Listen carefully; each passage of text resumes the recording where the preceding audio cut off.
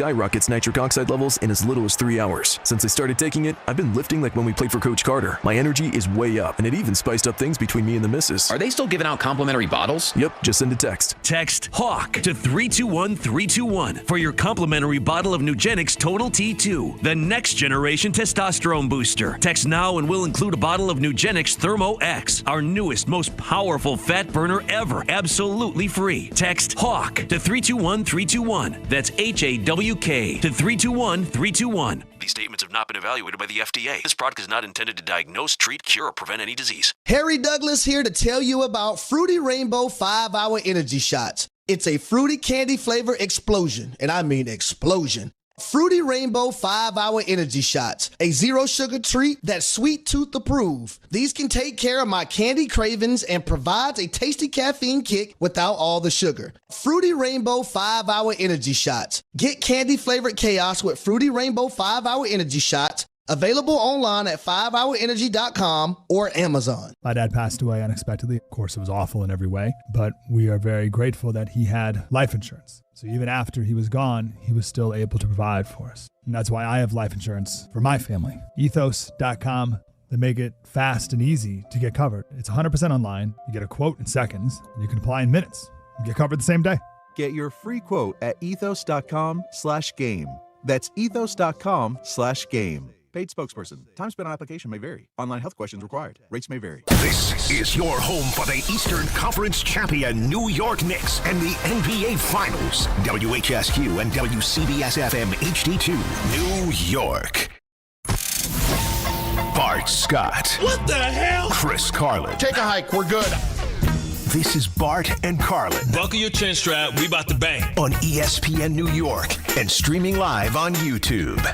And a good Tuesday morning to one and all, second day of June, 2026. It is indeed Bart and Carlin here on ESPN New York. But yet again, it is Garassa and Bart here on 880 ESPN. 800-919-3776, the telephone number. Tom Bauer, Ray Dinahan hanging out with us here over the course of the next few hours. Actually, no Ray Dinahan. It's Joe Leo who is hanging out with us. Always good to see good old Joe. So we will keep you company here. It is NBA Finals Eve, the day before the Knicks, the Spurs. They will tangle finally, and we get this thing underway. I don't know about you. Turn your mic. There you go. Only football can like interrupt. What happened? Did the Michael Parsons trade happen this time during? No, it happened. No, that was late. That was like almost in camp, wasn't it? I feel like what happened? Something crazy happened. Oh, like it was during the playoffs and the Luka trade happened or something. That was in February. Yeah. I'm saying like so. This is so. Is this the NFL getting back at the finals with the Myles Garrett trade? No, we thought that we're grown up and led to believe that like once March happens with free agency and everything, all the crazy stuff happens in the NFL or around the draft. Nope, June. Yeah, June. The June is the rump shaker, but this is Cleveland saying we're trying to get Arch Manning. Could you imagine, like, if it comes down to Arch Manning deciding if he's going to go to Cleveland or the Jets? You know what I'm saying? Like, you know what I'm saying? And but now Cleveland has ammunition to spend like the Jets. The Jets had 3 first-round draft picks. Now this gives Cleveland 2. Now the good thing is Cleveland's one is 2028, I believe, right? No, the one they got from the Rams is 27. Okay, next year, but it's not going to be. But it's not going to be good. It's not going to be good. It's basically a second-round draft pick. It's basically a second and a fifth, right? Yes, because they got a pick also in 28. They got a 2 and a 3, I think, in future years. Right, and Jared Verse, who's a good player. He's an outstanding player. But for Todd Monken, this is him saying, "Listen, we know that Myles Garrett is great, but it's been overdue for them to kind of, cash in that Plinko chip." So there it is right there. 27 first, 28 second, and a third. So basically 2 2s and a third. You know what's funny? So we finished the show yesterday. And we got more for sauce. Dude. Well, they got a player, though. The last half hour of the show, obviously. We got 2 players. We got 2. A lot of it was about Odell because the Giants had signed Odell. They signed Braxton Berrios earlier in the show. And we're thinking, okay, that's it. Get in the car going home, and then I get the alert about the Myles Garrett trade, huh? And then I was talking to John, and he was like, well, did you see the Giants also signed Juju Smith-Schuster? I said, no. Like, and then, oh, by the way, later on in the day, which really wasn't as much of a surprise, A.J. Brown gets traded to the New England Patriots. I mean, but they signed, the Giants signed everybody. They signed everybody. How hurt is Neighbors, and who's the odd man out potentially? I mean, I don't think Odell makes this team, but I'm looking at they'll give him a shot and see how he looks and stuff like that. But it's going to be hard for him to make the team. When you look at, I forgot they had signed Mooney. So I'm looking at like who could be the odd man out in the rotation. You got the third rounder who's going to be around. I think Harbaugh likes guys that can block and big body guys with huge catch radiuses. Then you have Mooney, Slayton, Neighbors. How hurt is Neighbors? And this must mean he's going to start definitely on the PUP list probably. Well, Slayton also had a procedure which I forgot about. He had like a core surgery, abductor or something like that. So like he's not able to practice now. So they need bodies. You know what I'm saying? And I don't know how long it's going to keep him out in the summer. But still, like you look at all that. But then Philly trades and they get the 2028 pick. Mm-hmm. And they got a 1 for AJ, yeah. You're looking at this looks like I had the Rams winning anyway with the Trent McDuffie trade. Right? Like they masterfully had 2 first-round draft picks. How did they get the 2 first-round draft picks? They had 2 first-round draft picks. They traded that's because they traded the year before. Mm-hmm. And like I think this is where we're going to get. You're going to have to load up, start over, and load up again. Like the Rams loaded up, won the Super Bowl, got to Matthew Stafford, won the Super Bowl, thought they can win a couple times. They drafted very, very well after saying screw them picks. And knocked it out of the park. And then now, Myles Garrett got his money because Cleveland's going to give him the most money. And now he get an opportunity. So this is just telling me this is Matthew Stafford's last year. They're all in because they have Ty Simpson right there to once again be cheap so you can afford McDuffie, you can afford Myles Garrett because you'll basically split up to Stafford money once Stafford's gone. Well, he might have 2 more years because they gave him an extension too. Yeah, so he could play 27. I mean, he's only 38 years old. But that's why I was critical of the Ty Simpson pick for the Rams because the Rams are a win-now team. And then you use your first-round pick for a guy who's not going to play. No, they used their first-round pick for Trent McDuffie. But that's the thing. And now they used a future first-round draft pick. I mean, they used next year's first-round draft pick for Myles Garrett. And you think about the Rams, who were this close last year to going to the Super Bowl. Yeah. They were this close. They special teams was horrible. That's what hurt them. Trent McDuffie, Myles Garrett, you add to that defense. How do you not look at the Rams as a favorite? They couldn't stop anybody. Jared Verse probably would have got 13 sacks because now you got somebody that's going to take away the other team's best receiver. Now you got Trent McDuffie. He's going those matchups with him and Jigba is going to be legendary. And then now Myles Garrett's going to be hunting sack. You think Sam Darnold don't want to see that. And so now you look at that, but then New England makes it impossible as well. If Drake May plays, the arms race in the AFC East is between Buffalo, who spent their money on Mooney. Yeah. And the only way Buffalo can come back and combat this, they got to trade for Max Crosby. They got to go trade for Max Crosby because they need to be able to compete. Because now the Patriots have a number 1 wide receiver. Mm-hmm. Mac Hollins is a war daddy. They got Dobbs, remember, from Green Bay. And if Vera Tucker stays healthy, I'm gonna be so damn mad if Vera Tucker stays healthy. Because that's going to happen. Because if Will Campbell struggles, they'll just move Will Campbell as the guard and move him to tackle. Right, AVT. But plus you got Morgan over at right tackle too, so they got some age on that side, yeah. Right, so they got right side, strong side, but if they need be, they can move Vera Tucker over to the left side and watch him stay healthy. Watch his ass stay healthy. So, like, basically, it's looking like a Rams-Patriots Super Bowl to me. The thing about Myles Garrett with the Browns, unless what? Unless Lamar Jackson and Trey Henderson and Mentor is the next. Mentor may be the next Rex Ryan, the next. How about the next Harbaugh? Dick LeBeau. No, I'm talking. No, Harbaugh. No, I'm saying defensive genius, right? Because we saw what happened in Seattle. It's because they're defensive genius. So he's been sold as the next wonder kid, but just on the defensive side of the ball. But you also now have to be a head coach. You know that, right? I understand that. So, and then the Chargers, man, with McDaniels. Well, plus they were so injured last year. Remember on the offensive line, they had no tackles all year. Now you got McDaniels. Right. That run game over there is ridiculous. They're going to be That's tough. the Rams' run game. How does Kansas City respond, after a down year because of all the injuries? But then the Broncos, went out and got Jalen Waddle. And, oh, by the way, a defense which is top-notch. So, we're not even getting that far down the road yet. But if you're talking about potential playoff spots in the AFC, it looks like they're getting gobbled up pretty darn fast, right? The only thing that gives you hope. Houston with that defense and that division, but right? They got no offense. No, they got to worry about the quarterback. You're right. Man, the Jets winning 7 seems. Well, don't worry about that yet. Don't worry about that yet. I'm just talking about all these moves that's been made, man. Well, let me ask you this. How about this? I was thinking about this with the Browns because we love to crucify people even here. Like individuals, whether it's coaches, owners, GMs, doesn't matter who it is. If you're the Browns, Andrew Berry's their GM. Yeah. Okay. And now, he's had 2 of the best drafts in the last 2 years. But think about this, though.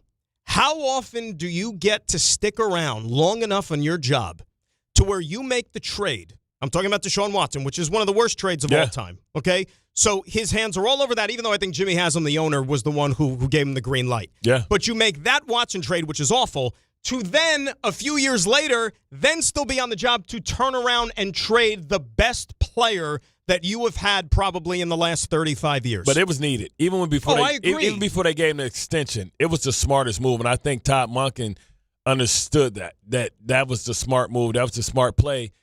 Well, they had never met, remember? He's like, you ever meet him? He's like, no. Because if they lose, this gives them the ability to be bad, right? Let's just be real bad. We got Jared first. Let's just be real bad. Let's go get Archman. Let's go get a top-notch quarterback.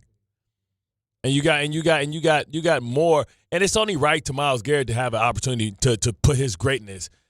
That was the one thing I hated about Joe Thomas, right? Right. I hate the fact that Joe Thomas, one of the greatest left tackles I've ever seen or played against, never got an opportunity to see him play at the highest level, to go against, to dominate another great player in the playoffs so we can know how great he was. Right. He was something like 10-time All-Pro. He was great. And they had 1 year, remember, I think it was 2007. Yeah. They won 10 games with Derek Anderson and Braylon, and they didn't make the playoffs. They just missed that when Romeo was the head coach. Yeah, correct. Right? They were close, but you're right. It's the same thing. Look, you need a pass rusher, one of the most premium positions in the NFL, but it just goes to show you, doesn't matter how good he is. If you don't got the quarterback, if you don't got an offense that can put up points, it's useless having a guy like that on your team. Like Myles Garrett, think about it. They've won 8 games, the Browns, the last 2 years. Yep. 8 games. He had, check this out, I think you all remember, Browns played the Patriots last year. Myles Garrett had 5 sacks in the game. Yeah, against Will Anderson. And they lost by 20. Will Campbell, yeah. They lost by 20. Yeah. In a game, he had 5 sacks. You know what I mean? So it's like, if you don't got the quarterback, you're useless. And on the flip side, you look at the Giants and what they tried to do. Look, I know I was freaking out yesterday because when we left the show, it looked as if they trotted out all those wide receivers for workouts and they settled on Odell. That's why I was scratching my head. But then when you go ahead and realize, all right, they brought in Juju as well, Berrios earlier in the day, who's going to take Olszewski's place. To me, I look at it as, you know what? The sum is probably greater than the individual parts at this point. If one or two of those three end up sticking around and making the team and there's some sort of a rotational player for them, I got no issue with it. But it makes me nervous. How hurt is Neighbors? You signed 3? You should be. Because Berrios is going to play a little bit. He's going to play some slot. He's going to play some receiver. Right. Then you got the kid from Notre Dame. You got Mooney. You got Likely. You got the other tight end. Theo Johnson. Odell, Juju Smith-Schuster. Like, how hurt is this guy? And by the way, with Odell. Slayton. I totally whiffed on this, and I was telling you this before the show. Forget about Odell not being signed anywhere last year. I forgot that he also got popped 6 games for PEDs while he was on the sidelines, not playing. So, I mean, this dude is probably doing everything he can. He knows that he ain't even a shell of what he used to be, and that's why you resort to stuff like that to try to give yourself the ability to recover. It's crazy because I remember I retired at 32. I still felt like, oh, man, once I got healthy, I felt great. But how long did that take, though, after you were done? Like, after you were done remember, playing. I was rehabbing, right? So, like, I felt great. I felt strong, and I was 32. So he's 33. He's a receiver. He probably feels like he can still do it. He probably can, but has so many catastrophic injuries. Right. He ripped up his knee twice. Right. That's for a wide receiver, that's impossible. That's what I'm saying. So, like, I don't know what he could be. So unless he's you're never been I'm a tough guy, go across the middle, right, and be able – see, it's different. Guys like Anquan Bolden didn't need speed. They can sit in zones, be smart. Amen. He's never been that. And he's not 6'4", So now you're going to try to make yourself tough. Right. He's not 6'4", 6'5" either. I mean, he's built like Ross St. Brown, but can you be tough enough to pay the toll? $200 No, I was saying, like, you could be a guy who's like a power forward and be like a dude winning jump balls in the end zone, like in the red zone, for example. You know what I mean? But he ain't that guy. So look, whatever. I mean, the Giants are in a situation right now, and I think we've been talking about it the last couple of days. The thing that resonates with me more than anything is this still all goes back to Malik Neighbors. Right. And where he is right now in his recovery. And that's what I think you should be concerned about as a Giant fan. He's the linchpin that brings the run game together, because now you're nervous that you have a true number one. But man, if he's going to be down for the 4 games or 6 games on the PUP list and only going to play 12 or even be dressed up for 12, how much can you depend on him? And then how healthy is it really? And long term, what is it really? Because after this year, he'll be extension eligible, so to speak. They can extend him after 3 years. Can't extend a guy that's been hurt basically 2.5 years, a year and a half, but from his second year rolling to his third. No, you can't do that. He's going to have to go out there and produce, 1,000%. But look, I think right now you're still, we're just kicking off June. When we get to late July and training camp starts and all that other stuff. This is the juicy stuff, though. This is the juicy stuff. And by the way, I don't know. I actually, you know what? I give Juju a chance of sticking around. I really do. Yeah, because he's the type of receiver that Harbaugh loves. Remember, he had Mac Hollins before. He loves dudes that's going to be tough and that's going to decleat D-ends. You can send in motion. He's a physical guy. He played well under, his role in Kansas City. Under Nagy. And Nagy's here, and that's why he's, you know what I'm saying? Like, think about it. It's that familiarity again. It might not be with Harbaugh or whatever. He knows exactly what we need. We need a guy that's going to block in the run game. He knows where to sit. He knows how to be Jackson Dart's best friend. So if you tell me right now, like, we're going to wish and say that Neighbors is healthy at some point, and he's going to be ready to go here. Neighbors, we'll say Slayton's ready to go eventually. They signed Calvin Austin, remember, from the Pittsburgh Steelers. You throw in Juju. If you're a believer in Mooney or not. Yeah. Malachi Fields, they drafted in the 3rd round. You know that he's going to be a part of this thing, right? Yeah. Throw in Berrios. Some of these guys aren't going to be able to dress on Sundays. Right. Like with all these players that they got. So it's better to have options right now than going into training camp with your best weapon who's compromised because of injury and saying, well, I don't know who else we're going to throw the football to. I mean, how many games do you think the Giants is going to win in their division? In the division? In the division. They could easily split with Dallas. They can easily split with Washington. Might be even be able to split with Philly. They beat Philly last year. 3-3? Yeah, they could easily go 3-3. And you would sign for that, wouldn't you, if you're a Giant fan? Watch this. Yeah. I got to call up the standings from last year. I mean, watch this. Yeah. Howie Roseman don't just play chess. He played checkers. He just saw what happened. No, it's the other way around. Doesn't play checkers, he plays chess. No, because he about to set you up with a triple jump king me and it's all over. Like, no, chess is more sophisticated than checkers, isn't it? It is, but you ain't going to be able to move. He playing checkers. He playing checkers. So he's doing the king me. Yeah, exactly. I can't tell you the last time I played checkers. What's the one move you see right there? 2028 first-round draft pick. I guarantee I know where you're going to go, and I don't disagree. He's going to trade for Max Crosby. Oh, I didn't even think you were going there. I was going someplace else. He's going to trade for Max. Watch what I tell you. He saw what just happened there, and he said, I see you, Les Snead. But remember, I'm the Don Dada of this thing. He's going to send next year's first-round draft pick and maybe this year's first-round. Because now he has the 2. Remember, the Ravens sent 2. The Raiders wanted 2 first-round draft picks. Remember? Mm-hmm. And they took it back and only sent 1 for Trey Henderson. They about to get Max Crosby. And so now the Giants really going to be up creek. I thought you were going, and I was thinking this could even be a possibility. Depending on how the season plays out with a certain quarterback in Philadelphia, who we know that isn't popular in a lot of circles. But they made it his team. I know they made it his team, but again, things could change in a heartbeat. They've made next year's draft. That quarterback-rich draft, supposedly, if he's got that extra 28 pick, he can move up and down that draft board next year and possibly get a guy. Can't move in front of the Jets. Jets got 3. No. But I'm saying there's going to be a handful of guys potentially that could get drafted. But they can't move. Like they wouldn't. They don't have enough equity. The Jets got 3, and the Jets going to be already higher than them. and to move up, they'll give up 3 to get their guy. The Browns now have 2, and they're going to have a high one and another one. Watch what I tell you. Max Crosby is going to be a Philadelphia Eagle by the next 2 weeks. Mark it down, Tom. You want to lock that in? Max Crosby. It doesn't even have to be the next 2 weeks. I'll give you 365 days. How about that? Watch. I'll give you that. I don't rule it out because and if that happens, Giants definitely might lose 2. What did they trade? That give them Greenyard and what did they give up for Grenard from Minnesota? It wasn't like a super high. No, it was like a third. They got salary cap relief basically, and now they just saved $50 million by what? By trading Brown. They just saved $50 million, brother. Bro, I forgot they gave him a $100 million deal too. Right. So they just right. So they just saved $50 million by trading A.J. Brown. Remember, all their defense players are young. They didn't pay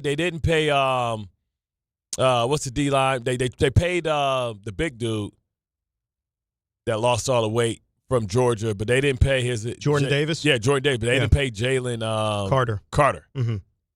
Bro, they got the money to go pay Max Crosby now. They're going to go all in. They're going to go all in defensively. They got the corners on lock. You know what's amazing? They got good linebackers. Now they about to get 2 pass rushers because they got 2 beasts in the inside. Watch what I tell you. That starting defense from a couple of years ago that won the Super Bowl, it's amazing how much turnover that side of the ball has had. Correct. Because you know what? They had a lot of good backups, too, who couldn't get on the field, who are now they're playing because they draft so damn well. Right, but remember they lost Jalen Phillips. And Milton Williams. The pass rusher they Jalen lost. Phillips. That they got from Miami. They traded for him, and then now he left. He's in Carolina. But they lost somebody else, though, too.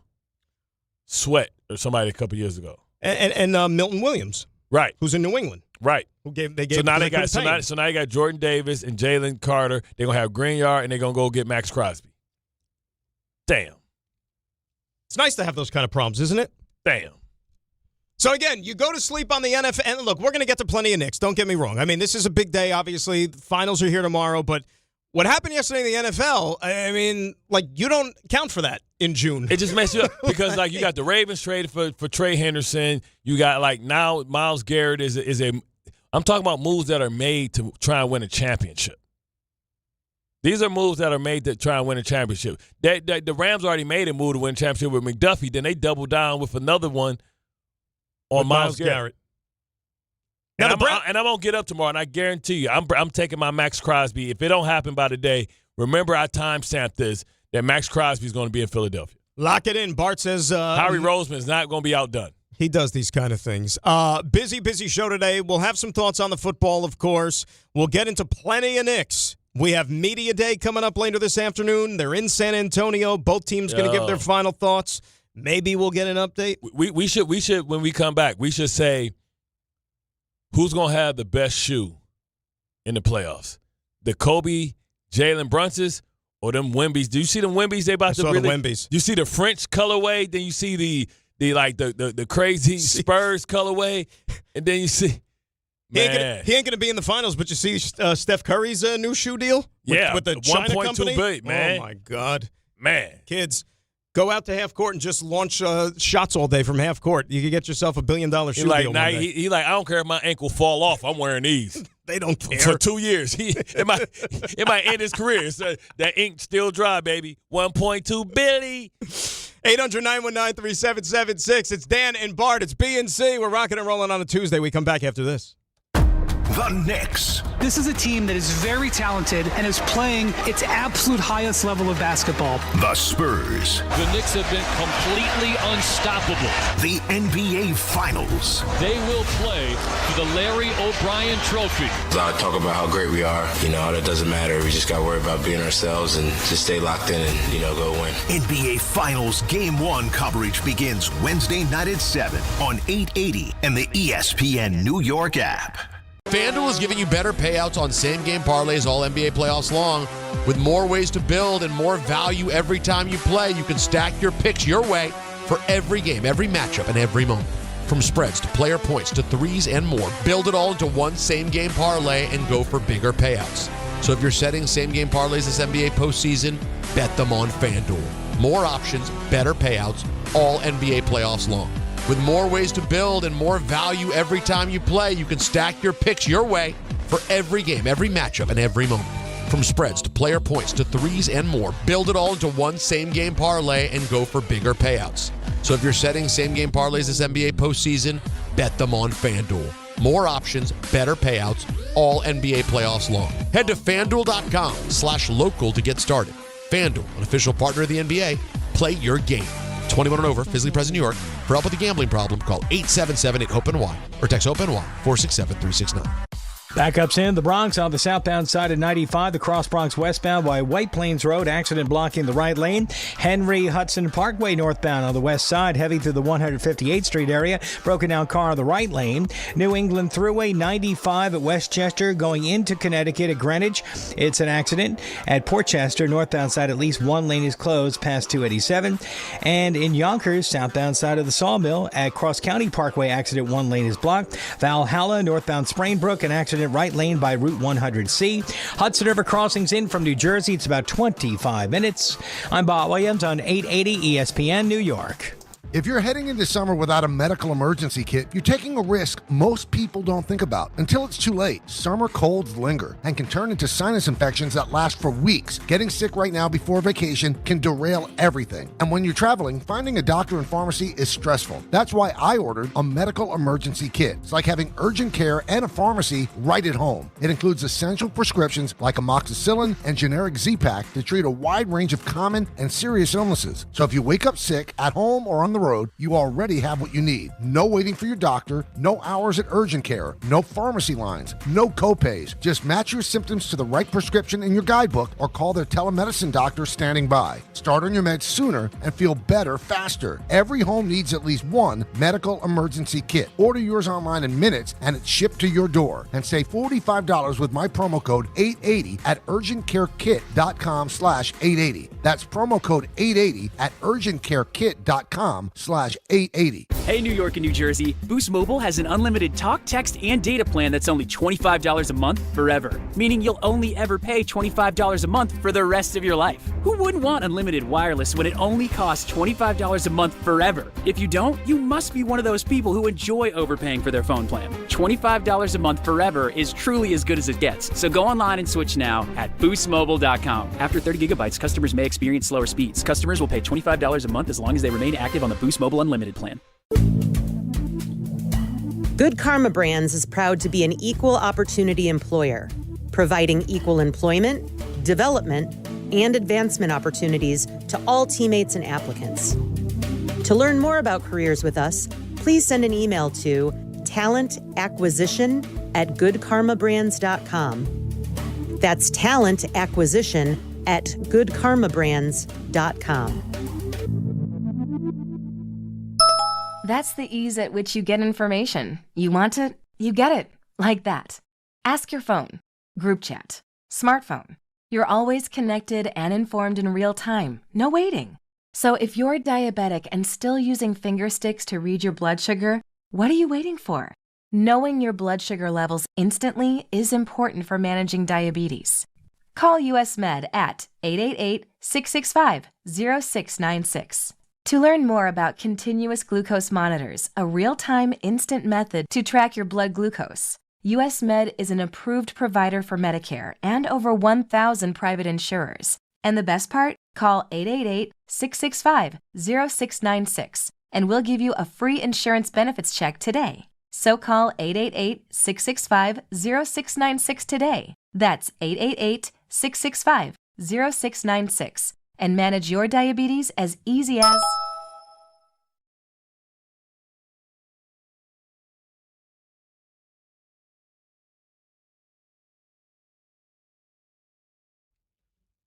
All right, soccer fans, join Don, Hahn, and Rosenberg for a live broadcast presented by Milagro Tequila. It is all happening on Friday, June the 12th at Plattdeutsch in Franklin Square, Long Island. Get there early, starting at 3 p.m. Grab a Milagrosa cocktail as the guys talk matchups and storylines while you get to be a part of the live, passionate soccer atmosphere. Don't miss this special live event with Don, Hahn, and Rosenberg on Friday, June 12th at Plattdeutsch in Franklin Square, Long Island. It is all brought to you by Milagro Tequila. Dan and Bart, B&C here on ESPN New York at 800-919-3776. Knicks-Spurs, we are 1 day away from getting this thing up and running. By the way, I got to say, I'm going to say this. So, obviously, we talked a lot about the series yesterday. Yeah, man. Rightfully so. And the guys, I guess they went and posted a nice video clip like they do with the show, of us talking about the series. I guess. Actually, truth be told, I didn't even see it. But I knew that Tom Bauer did it. It was about the finals, right? You know what it is, Tom? Like, I see these clips. I don't actually, turn the volume up, but I just know that it's us. It's like, I lived it. Why do I have to relive it again? You know what I mean? That's just my attitude. Sure. But I appreciate all the hard work. You do great work. Anyway, so it was finals related. My comments, I made the mistake of checking the comments late last night or whatever, the notifications or whatever. Don't do that. No, but it's not that they were malicious, but it was just I was flooded with these people that normally don't ever interact with us and calling us all out about what we're saying about the series. But you know what it ended up being? It was all people from Texas and Spurs fans who somehow got directed to this, and they were like, it's obvious you guys never watched the Spurs, and it's obvious these people talking have never seen our team play before the way they're breaking down this series. So I guess we're doing something right as a station that we're reaching the enemy. You know what I'm saying? All I know is OG Anunoby has the best defense against Wemby than any other defender in the NBA. But I wouldn't I don't know what I'm talking about. No, because you're from here. That's why. And they just say we're Knicks fans, and that's why we're sitting here breaking down the series the way it is. It's almost like the Knicks haven't won 11 in a row. OG got a 7'2" wingspan. And, you know what I'm saying, he's strong. So that's going to be our primary defender is OG on Wemby. Number one defense. Like we saw Caruso on Wemby giving Didn't Wemby work out problem. well. At first it did. It worked out for one game. But then because they tried a Caruso, Jalen Williams kind of combo there, and then eventually ran out of steam. That's the thing with the Knicks. Now, OG, you're right. You could go OG, but you can also try Cat. But then the problem with Foul trouble. Exactly. But that's what we've already done. Exactly. But they've already played him 3 times, so it's not like they're unfamiliar with Wemby and the Wemby experience. But this is the playoff experience. It's different. You know what I mean? Like you can sit there. OG's ready. Right. So that's the thing you have to guard against. And we'll see how – and I'm sure they're going to get You won't plenty – Carl Anthony Towns trying to get in a track meet with Wemby. You know he takes off as soon as the ball's up. No. And start pointing up like this. Like throw me the oop from the three-point line. But the guy with the broken finger, if he's going to be compromised somewhat, he is 6 fouls, though. Yeah, that body is still 6 fouls, even without a pinky. You got 18 for him. 18 hard ones. 18 the hard way. And that's why you should throw different looks at him. And I'm sure the Knicks aren't stupid. They're going to exactly do that. But you have to utilize all the manpower you have to try to slow this guy down. Because, look, I'm sorry. I don't think there is a way, because we talked about this yesterday. I said if the Spurs win this series, Wemby, 99% of the chance is going to be the Finals MVP. Knicks win this series, I could see a couple of guys winning the MVP, meaning Wemby's got to be the best player if the Spurs are going to win. Yeah, if OG holds him down, you're going to get that Joe Dumars / Iguodala. Like, hold up. Why didn't give it to Curry? Iguodala. Just think, Curry won 4. He only got the MVP twice. Right, exactly. KD got it once. KD was twice. KD got it twice? When they won back-to-back years. Damn, so Steph only got 1. That's the thing about the last KD. one. They won 5, didn't they?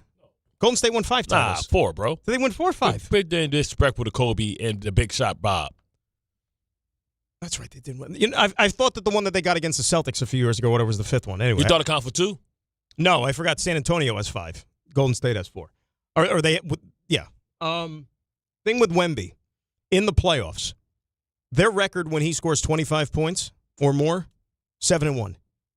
That's like the magic number for him. They have a losing record when he doesn't hit 25. He averages 23. They're 4-5 when he doesn't hit 25 points in the playoffs. So that's the magic number if you're the Knicks. Hold this guy under 25 points. So if OG's there, who the hell getting Castle? Josh Hart? Bridges too slim. But well, how about wait. You mentioned Josh Hart. How are the Spurs going to counter Josh Hart? Are they going to make the same mistake that the Cavaliers did? Remember when they left put Wemby on him? No, right? You're going to leave him open? Yeah, it's going to be a Josh Hart going to have to hit these threes. So they're going to use. But Wemby can play him straight up without getting foul trouble. He can play two people. They're going to use a floater, basically, a guy who's going to like roam back and forth, and then they're going to dare to have Josh Hart open hitting shots. Yeah, and it's up to him to burn them. But they don't need to double nobody. You think how much? I mean, it depends on if Castle can handle him. You know, or Castle's going to be on Brunson, I think. That's what I'm saying. Oh yeah. But they're gonna get him off on with the pick and roll. He's gonna be fighting over it, and that's whoever setting the pick. That's gonna have to be the interesting part.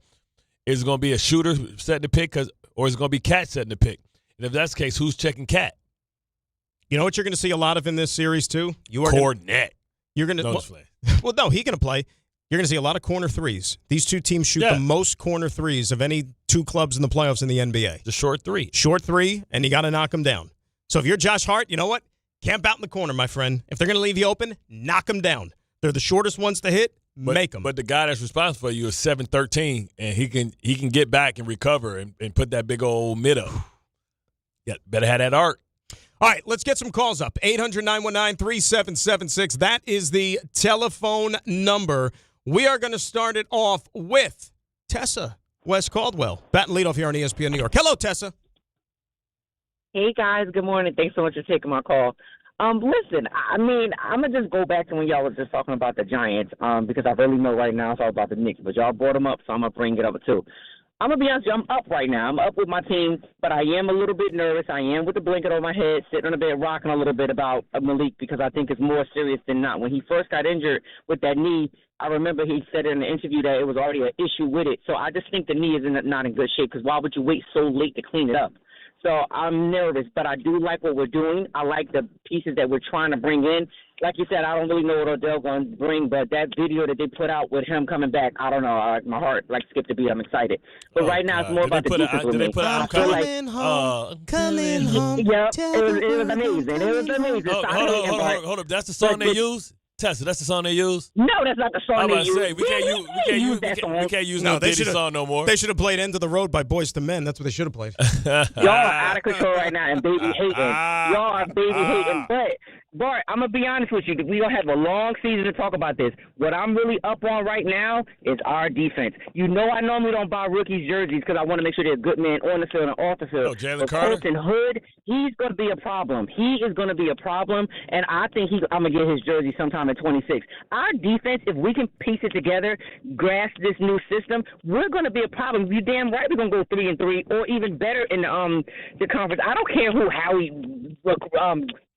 I don't care if he gets Max Crosby. I don't care about none of that stuff. But the defense, Bart, you got to admit, our defense is going to be amazing. Last year should have been better than what it was. I think Abdul is going to do better this year. Reese is just, oh, my God. Well, that's the key. They better trade Kayvon and get some pieces. Reese has to unlock what this defense could do because that's why they took him when they did. You need a fat boy. You go trade him for a fat boy somewhere. Find somebody that got a fat boy. And they just lost Ray Robinson Harris on that line, too. That's what I'm saying. I was just about to bring him up. Do you think that that's very crucial that we just lost him and we need somebody else to plug that middle up? But I don't think so because since Reese is a hybrid, I think they can do pieces around him. I think that's why we're going to keep Kayvon because we still do need somebody on the edge. A little bit better. Call the Jets, ask for a fat boy. We got it, and that's the thing. Thanks for the call as always. We got a lot of beef. We got a lot of words to beef. We got all the beef. No, remember they signed Shelby Harris, Amada, but the Giants signed Shelby Harris Phillips, and DJ Briggs. Reader to kind of skim the tide a little bit there in the middle. But she's right though because you need those dudes up front if you're the Giants to eat up bodies. But the luxury you have now, yes, you have Reese. But remember, you still got Tremaine Edmonds that you signed too. That's great. One of those guys got to roam. But if you're getting guys up to the second level, I mean, I'll be entertaining calls for Kayvon. Sounds like that's not going to happen now, though. I mean, you got Burns and you're preaching to the choir, but it sounds like it's not going to happen. All right. You know, but I agree. I mean, that's going to get you what you need. Let's say hi to David and Elizabeth, who was up next year on ESPN New York. What's up, Dave? Yeah, you guys booted me when I'm chewing Cheez-Its, boss. What are you eating Cheez-Its at this early in the morning? Part of a balanced breakfast or what? Ultra processed. That's not good for you. I'm doing my deliveries and snacking at the same time. You gotta have sports, as always. You gotta have avocado toast and kettle cooked potato chips like my guy here. Straight. Oh yeah, avocados are really. Oh, yeah. Do you say avocados are racist? I said straight hater. No, I stopped. No, I said avocado's amazing. Yeah, so let's get straight into it, gentlemen. So, I got a football point and basketball. So, basketball, this is what I'm going to say. This is the time for them to make it happen, and the game plan needs to wear Wemby out. Get him up and down the court, get the bodies on them, pause, be physical with them, get Mitchell Robinson to make him uncomfortable, get Cat to do whatever he can do, even mix it up with Huck Porty if you have to, even Sohan, whoever. But the game plan is to get him out of it and probably slow down Dillon as well, possibly Castle. But it's funny, I'm naming so many different options because that's how many options they have. And on a football standpoint, I want to say this. With yesterday's acquisition, all right, you're 100% right, Bart and Dan. OBJ, his career with the Giants was was pretty good. And, he's not what he once was. When he was on the Browns, like you said, Bart, he probably had one good game. And I went to that game when they blew out the Jets and we didn't get a first down to the second half. He had a good catch against us, and he did pretty decent. And then after that, kind of declined going down. I will say this, though. With their acquisitions, they have more options. And, all that together would give you the production, like you said, of just Diggs himself. One person could have got the production of the three. But, I don't know. Let's see what happens. I mean, this is definitely Nagy vouching. This is definitely Nagy vouching for Juju Smith-Schuster. Of course. Understanding the role that he played and understanding what he brings to the table and being able to have somebody that can teach the offense to other guys because he already knows the verbiage, the adjustments, where to sit in certain zones. It's not even so much teaching it to the other guys, which is a byproduct of that, but it's also having one less guy that you have to teach stuff to. You know what I'm saying? And so you don't have to worry about him. Even if he's not going to go out there and be like a number 1 or a number 2 wide receiver for you, you put him on the field, he's not a liability. Yeah, guys going to be going to him, though, like, hey, man, what I'm supposed to do when I see the safety invert late? Or pivot back out or sit down in the zone or, stop and go. You know what I mean? If you see zone, if you see man, if you see matchup zone, these are what you do. And so, because the coach can't get every question. He can't answer every question in film study. You need some players that's familiar with the system to be able to, help guys out so they can – and they'll feel much more comfortable asking him sometimes than it is the coach. You know what I saw? They want to act like they don't know what they're doing. You know what I saw yesterday? It popped up on my timeline or whatever. And I don't remember whose podcast or whose show it was, but you remember Channing Frye? Yeah. Channing Frye was on some podcast or whatever, and he was talking about ESPN stuff for a while. When Larry Brown was coaching the Knicks, when they were a mess, and Steph was on the team. He said, Larry Brown had them doing 3-hour film studies. Yeah. 3-hour film studies, and then going out there and doing a 3-hour practice right after that. They had to call the NBA and report and said they were getting worked too hard. Sure this went hardball? He had them practicing the tip-off. The inner workings of the tip-off to start the game. They were 10 games into the season, and he said that's when him and Marbury completely just, lost eye to eye right there. That's when they come. They be like, that's when you come. You be like, y'all don't know nothing. We got to start over from the beginning. But how did that work out? It was, you know what I'm saying? And look, there were so many problems at the time. But I remember worked out with him with the Pistons. Worked with the Pistons. Then they brought it here. It didn't work. But think about how far.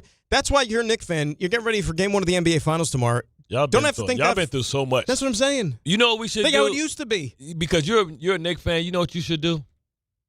You should give it some thought, and maybe at 11:30 or sometime like that time. Well, you got sideline to sideline. He should come. Well, you should come with the top 5 most disappointing moments as a Knicks fan.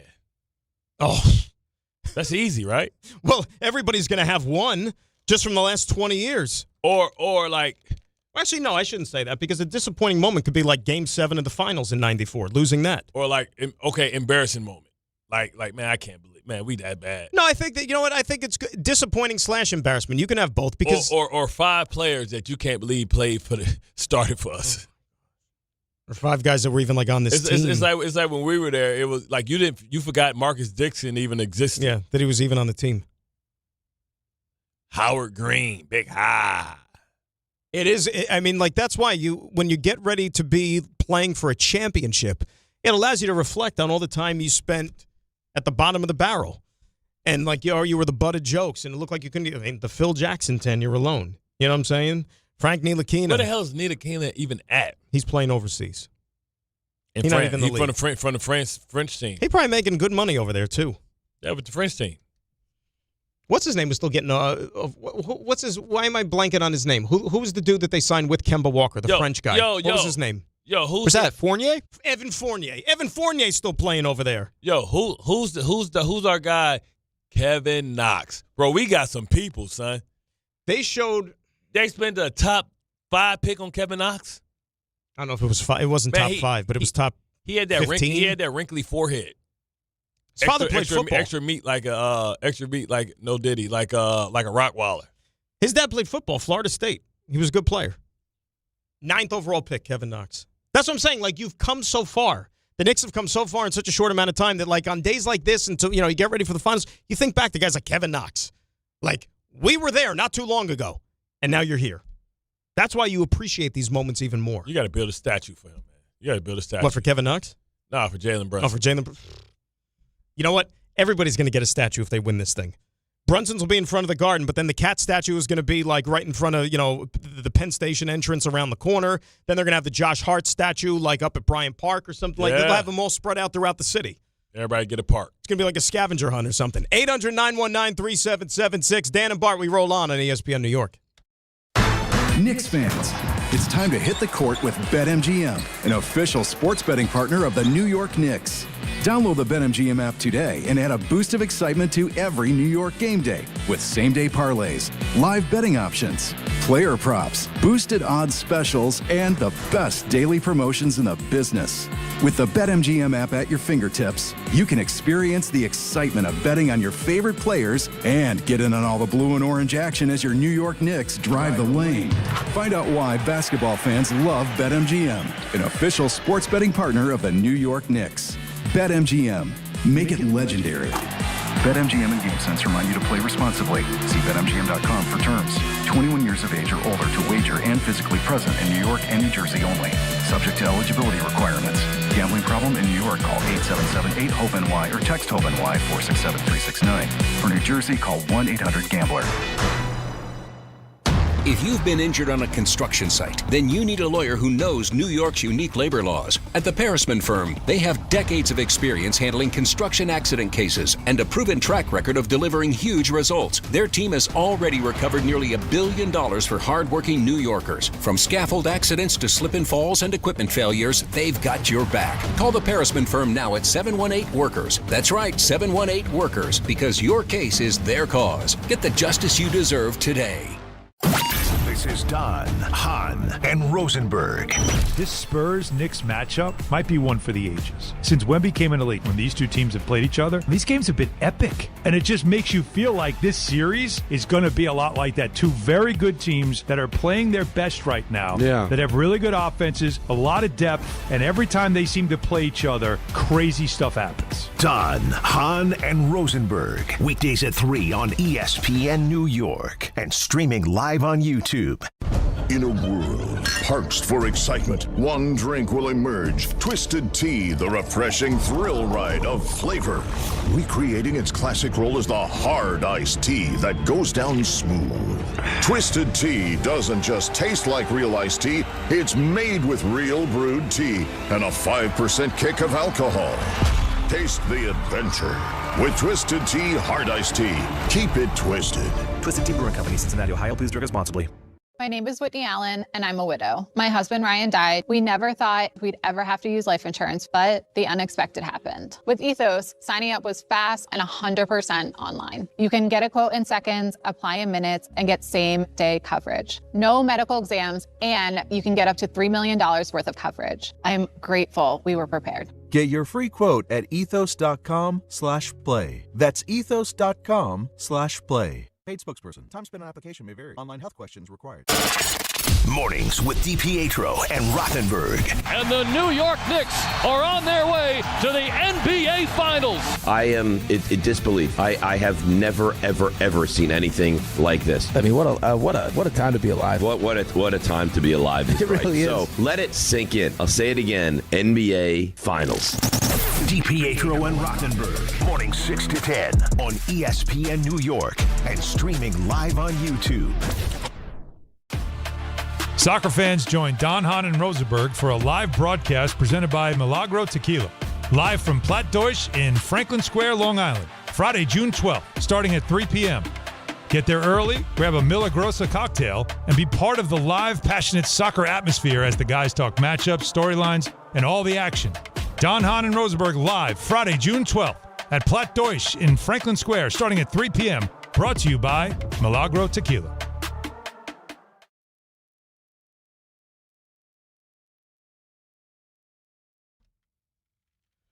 The ESPN New York Beach Bash is back. Thursday, July 2nd, Bar A, Lake Como, New Jersey. Head down to the Jersey Shore.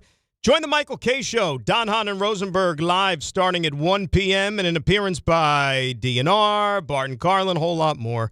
We'll have plenty of giveaways for fans in attendance, a soccer watch party, and the chance to test your skills by trying to kick a soccer goal past Rick DiPietro, plus music from Surfing for Daisy.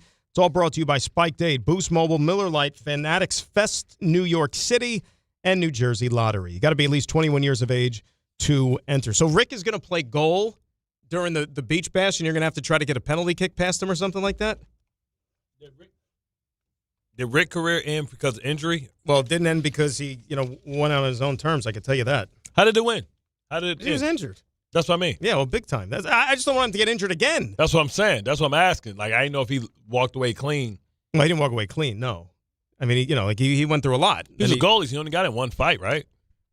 Yeah, but he was just all, once the lower half goes, you're done if you can't move. And he kept falling apart, and they tried to put him back together again a lot of times. I wonder if I'm going to ask him, did he do the splits? Because I feel like most goalies can do the splits. Absolutely. It's like, I feel like it's like blood sport when they put your leg on the tree and they start cranking it. Frank Dukes. That That is too good of a movie. Well, it's like funny, man, because like all the 80s and 90s movie was so corny, but it was like mad. It gets you mad hype. Now, Bloodsport wasn't corny. Bloodsport wasn't corny. What I'm saying is how movies were made. Like they had the train, get beat up, and then they get them back and they had one fight. Man, everything's for one fight. Bruce Lee, one fight. His first two movies, Van Damme, were great. Bloodsport, and then Kickboxing. It's like the Kickboxing is all the same thing. Tong Po. Yeah. Boy kicking he warming up, kicking it with his shins against the pole. And then he paralyzed his brother. Right. In Kickboxer. And he avenged. That's what I'm saying. Yeah. Somebody always have it. Like Bolo Yen beat up Ogre. In the wheelchair. Yeah.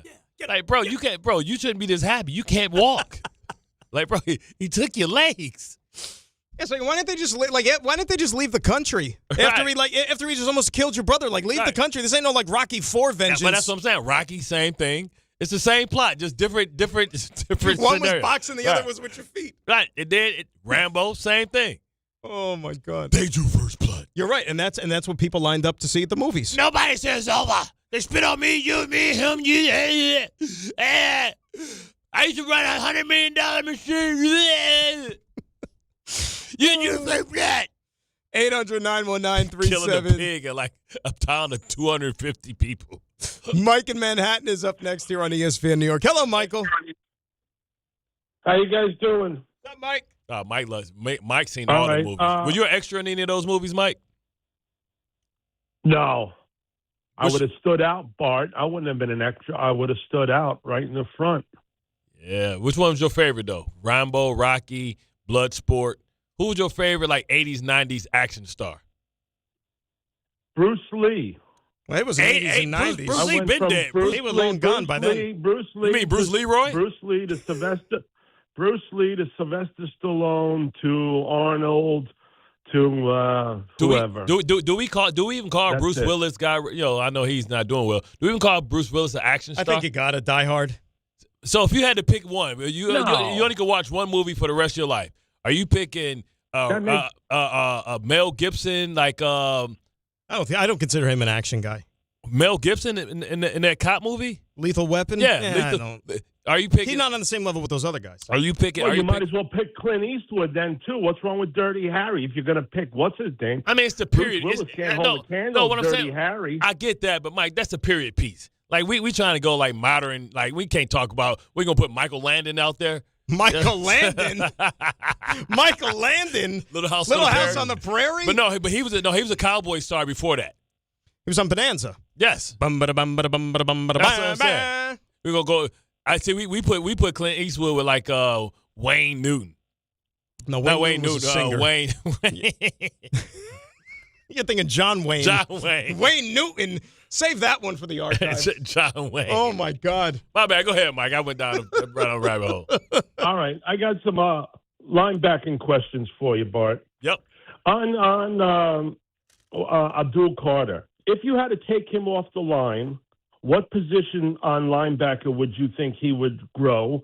And if the Giants were interested maybe in the Browns' defensive end, why can't they trade Carter and Kayvon to a team that picked a defensive tackle in the last 3 years in the top 15 or why are you getting rid of both of them, round? Mike? Because if you can move Carter, why you getting rid of Carter? He was a top 10 pick last year. You haven't seen how good he is. He's a top 3 pick.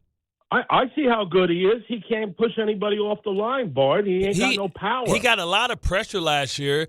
This is first year. A lot of guys struggled their first year. He didn't even start. Bart, who's on the line? You got Burns and you got the new guy on the end. No, you got Burns and Carter. Where's Carter going? Carter's playing in. Reese is playing. No. You're not getting rid of this. Arvell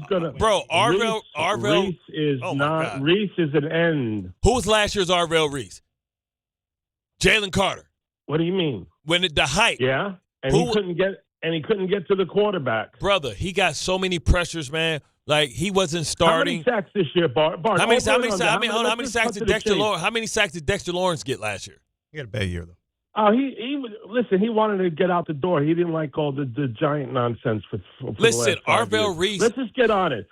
Carter, how many sacks this year coming up? I say less than 4. 8. No, it's no way in hell because he's gonna get most of the bulk. He's probably gonna start, and Kayvon's gonna be the swing guy. Arvell Reese, you do know, played inside linebacker at Ohio State, right? We lost Mike. Yeah, but he didn't have sacks last year. We lost Mike long time ago. Yeah, I don't know. Do you a really think lot of rookies don't have sacks their rookie year. I mean, how many guys? Verse just got traded for the greatest pass rusher in the league, and he had 7 last year. Right. With a quarterback that had to lead all the time. With teams having to throw the ball, and he only got 7.5. Because they had a lot of guys who were eating too on that defense. But he had 7.5, and he just got traded for the best pass rusher in football. Sometimes, sacks are almost like interceptions. Yes. Like people look at those and they think, oh well, you don't have enough interceptions. Well, no. What if they're not throwing you the ball, for example? Tell me this: how many leads did they have where teams had to throw the ball? Teams were still running the ball. The Giants won how many games? Not a lot. Okay, so if they didn't win a lot, then I'm sure it wasn't a lot of pass rush situations. No, and he was rotating. They were playing him in middle linebacker. They were playing him standing up. Just let Abdul Carter just rush. Because that's going to be what it's going to be because they're a 3-4 team, correct? It seems like that's how we want to play it. So if you're a 3-4 team, your 2 middle linebackers are Arvell Reese and Edmonds. You know what's crazy? Okereke still out there, man. He's still out there. I'm surprised nobody picked him up. I've seen a video of him working out. He looks like he's in good shape. Bro, he didn't play bad for the Giants. He got hurt, though, right? No. Yes, he did. Okereke got hurt. I think that's part of the reason. Nah, man. No, he's healthy now. But no, he got hurt last year. Nah. Didn't he? I could have swore he got hurt. They might have said he was hurt. Oh, it was the year before. My bad. It was in 24. I get these years confused. Right. Last year, what did he do? He played every game. And what did he do? He played every game. Bro, you don't have his stats in front of you? Come on, you're supposed to be what kind of stats do you want? My Wickle video. What kind of stats do you want, though? You want sacks? He had 1 sack, but he's not a sack guy. Right, tackles. Combined $143.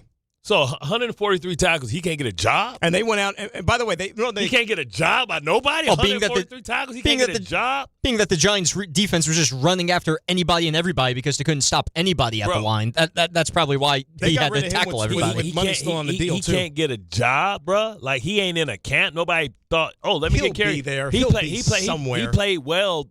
He played well in Indiana. He's only, 27? 29, 30. 29. Hold up, man. You said a lot of numbers, brother. I said 29 and 30. He was 29 last year. He'll be 30 in July. Okay. Yes. He can't get a job. But Odell Beckham gets a job and invited after not playing for 2 years. I'm trying to think where he could go. I got to think who needs a lot of help people. in the middle. I would send his ass to Baltimore. Tennessee? I would send him to Baltimore. Yeah, would he be a Tennessee fit? Well, I mean, sure. He checks the box because he played for Dable. Yeah, he's a tackling machine, man. And now you're gonna have some war daddies in front of him too. Dude setting the edge, but you also got Simmons in the middle. Why not? But a guy like him could afford to be choosy.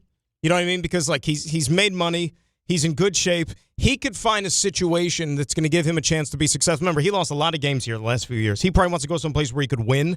And so he has the affordability to go out there and be able to pick his destination, which is good. It's a good spot to be in. I call the Rams like I come there for nothing.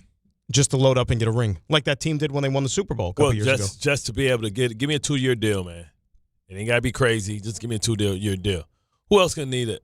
I mean, the Ravens need a linebacker other than Roquan Smith that can kind of help out, because like they had Patrick Queen. He had one good year. That's only because he couldn't be the main dog. Then after that, it was barbecue chicken. Like Okereke deserves a job somewhere. He shouldn't be sitting at home this late in the season. But the funny thing about it is Giants said goodbye to a guy who was a productive player, and yet they're in pretty good shape now. Even better shape at the linebacker position. They brought in Edmonds, Edmonds drafted Reese. But the thing, Edmonds wasn't on no great defense. He was in Chicago. They got a lot of turnovers. Right. They were a horrible defense. Yeah, they got the guy who had 5 interceptions, and now he's a Jet. Nashawn Wright. Yeah. We got to do some more. I got to do some more work. Nashawn Wright. 800-919-3776. 1 hour down, 2 more to play with. Knicks, Finals, Spurs, Mañana. We talk about it next right here on ESPN New York.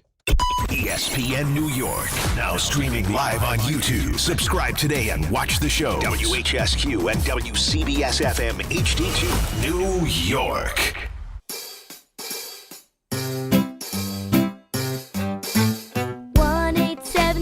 Cars for Kids.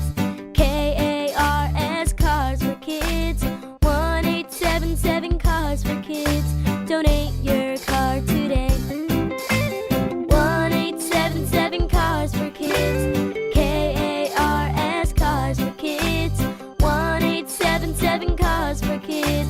Donate your car today. Ready to get rid of that old car? Donate it to Cars for Kids. Call 877-CARS-4-KIDS to speak to a friendly live agent. Donation is super easy, and your car can be picked up as soon as tomorrow. Go to carsforkids.org now or call 877-CARS-4-KIDS to donate your car today. 1-877 Cars for Kids. KARS Cars for Kids. 1-877 Cars for Kids. Did you know you can donate real estate too? Go to carsforkids.org. That's cars with a K. I'll adopt a cat. Just a cat, Sean? This is a New York lottery win we're talking about. I'd get the ultra-rare, hairless cat known as the Minskin. Then? I'd turn my garage into a rescue menagerie for all furless felines. And when that gets too full? I'll purchase land in the Catskills for them to sunbathe in hairless abandon. Only cats? All hair-free animals looking to roam in bald, beautiful peace. Can I come? Do you have hair? New York Lottery. Can you imagine? Play today. Please play responsibly. Must be 18 plus. Gambling problem? Call 1-877-8-HOPE-NY or text HOPE-NY. Prizes, flyaways, even cash money. You want it? We've got it. Find a list of all contests and official rules by visiting ESPNNewYorkContests.com. That's ESPNNewYorkContests.com. Hey, it's Rich Eisen for Pella Windows and Doors. Sometimes teams take a time out to regroup and call the right play. When it comes to your home, Pella Windows and Doors always has the winning game plan. They're not just window and door experts. They're experts at taking care of you and your home. At Pella, they find the products that meet your needs and their experts install them. They do it every day, and that's why your neighbors trust them. Discover why Pella is a trusted choice for homeowners everywhere. Visit Pella.com/Eisen today. That's Pella.com/Eisen. Progressive knows there's no one more important to your team than your pet. They're like your top draft pick. And it looks like Chuck has selected Pepper the Corgi. Bold pick there, Deborah. Yeah, Rich, Pepper has a high ceiling for sure, but he does have a tendency to bark at every tree. Yeah, he brings a lot to the table, but also takes a lot off of it, especially when it's been left near the edge. Nothing left to do now but suit him up for the dog park. Protect your top draft pick from injury and illness with Progressive Pet Insurance. Get a quote at Progressive.com. Progressive Casualty Insurance Company affiliates and third-party insurers. Not available in all states or situations. Covered subject to policy terms. Bart Scott. What the hell? Chris Carlin. Take a hike. We're good. This is Bart and Carlin. Buckle your chin strap. We about to bang. On ESPN New York and streaming live on YouTube. Hour number 2 as we are rolling right along on this second day of June. NBA Finals Eve 2026. Knicks and the Spurs It is Dan and Bart on B&C right here on ESPN New York. Knicks have landed in San Antonio. They got media day this afternoon, as does San Antonio as well. So I'm sure later on today you'll be hearing from all the particulars involved. And, of course, throughout this finals run over the next couple of weeks, no need to change that dial because we are your home for New York Knicks basketball. We will have thorough coverage top to bottom, including, of course, on all game days, extra special long pregame shows as well, leading you right up to tip-off. But, Bart, you could feel it. You could taste it. I'll tell you, I was thinking about this driving in this morning. It literally feels like it's been a month since the Knicks played. Like, I don't even remember, like, what it's like watching them play basketball. That's how long this layoff has been. Right? I mean, 9-day games in, 21 days? It feels like they don't play. And now we're talking about the most important games that you can ever want your team to play, and we haven't seen this team in action in forever. So they better steal game one. You better steal game one. You rested. You had time to scout them. Wemby, the moment, the emotions, at home, the crowd. Sometimes that can work negatively in your favor. And now the Knicks get to go there and be the bad guy. They get to beat Cleveland and get up by 22 points and don't choke it away. I was thinking, because we don't know how this is going to play out, right? The rest versus in rhythm, all those other things. San Antonio, obviously, they had a very intense 7-game series with Oklahoma City. They go on the road. They win Game 7 on Saturday night. They're still relatively in rhythm, right? They're probably tired a little bit, but they're in rhythm. Knicks, meantime, as you mentioned, 9 days off, have barely played over the last month. You don't know how you're going to go out there and respond once you're back out there, pressurized situation with the NBA Finals. And I know that if you're going to apply recent memory, last time we saw the Knicks open a series against Cleveland, albeit at home, they dug themselves a 22-point hole that they had to climb out of and won a game in overtime and then cruise from there. But I got to be honest with you. I don't know how they're going to respond game one. I don't know how they're going to come out, but I do agree with you. If the Knicks win game one, they are in primo shape for this series. I don't know why I had to put the thing when I could just say Johnny Pick'ems. Yeah. Knicks in what? Knicks in 6. John says Knicks in 6. Go on the microphone. Come on, John. Listen, I think the series only goes 6. Now, do they have, for them to win in 6, they got to win game 1. Do they split game 1? If you had to bet your money, if you had to bet your Disney cruise line, are you betting? That's a lot to bet, too. What does that mean? Do they split game 1? Well, no, they split. They give out half points now, John. You didn't know that? No, do they split in San Antonio? In San Antonio. Well, they have to. You can't expect to win 4 or 5. If you lose the first 2 in San Antonio, now you have to win 4 of 5. 4 to 5. Yeah, not going to happen. So they have to split. So your money on the first game or the second game? Probably the first game. And the reason why I say that, I think San Antonio is a little bit probably more feeling themselves about being Western Conference champs.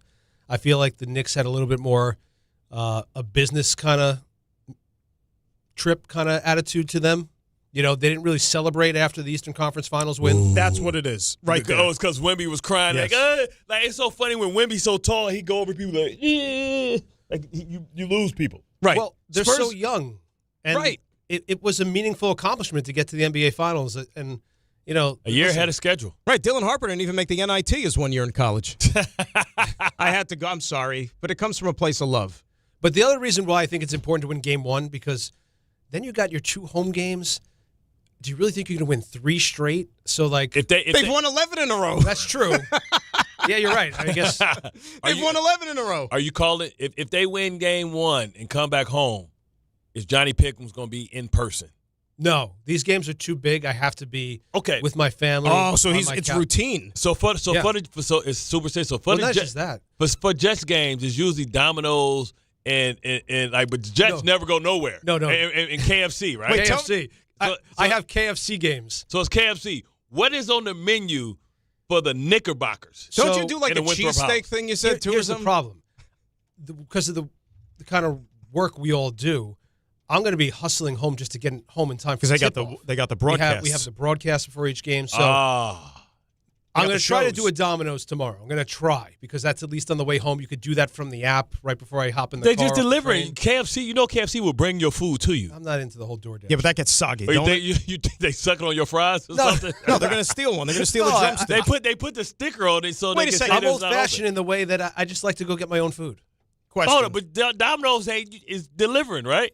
No, I go pick that up. Oh, my God. Question. Yeah. Who are you? Because I used to get this abuse all the time, too, anytime I would champion franchise pizza on occasion. Like, you live in this area. Pizza. Like, you pick up a Domino's. Like, why? No. I get pizza every Friday. I eat pizza from like a normal yes, pizzeria. I love pizza. Then why won't you do that? But that's more of a cuisine. We're sitting down to watch. Pizza. We're sitting down to watch basketball or football. Right, Domino's. That's fast food. We're talking about. Right. Because you need the grease. You need to reheat. You need to reheat the Domino's. You know what I'm saying? Yeah. Like, see, Domino's and commercial pizza got so many chemicals and stuff in the stuff. It's easier to reheat. See, if you want to reheat a good Joe's pizza, you got to put that thing in the oven because if you cook it too hard, Let me ask you a question. Do you have any problem with that? Do you have any problem with that? People give me crap. I'm a Little Caesars guy. I put pizza. Give me some cheesy bread. I don't even know where there's a Little Caesars. Pizza. It's somewhere. It's like finding an A&W. Pizza that we don't finish, like we put in the freezer. And I'll go back. The freezer? Yeah, the freezer. Refrigerator. No, man. I put it in the fridge. I mean, it's going to be gone in a day. Bro, after a while, bro. Less than a week. No, I would keep it like less than a week. And then I go put it back in the oven. I have a basketball team that lives at the house anyway, so it's going to be gone within a few hours. You are putting pizza in the freezer. Yeah.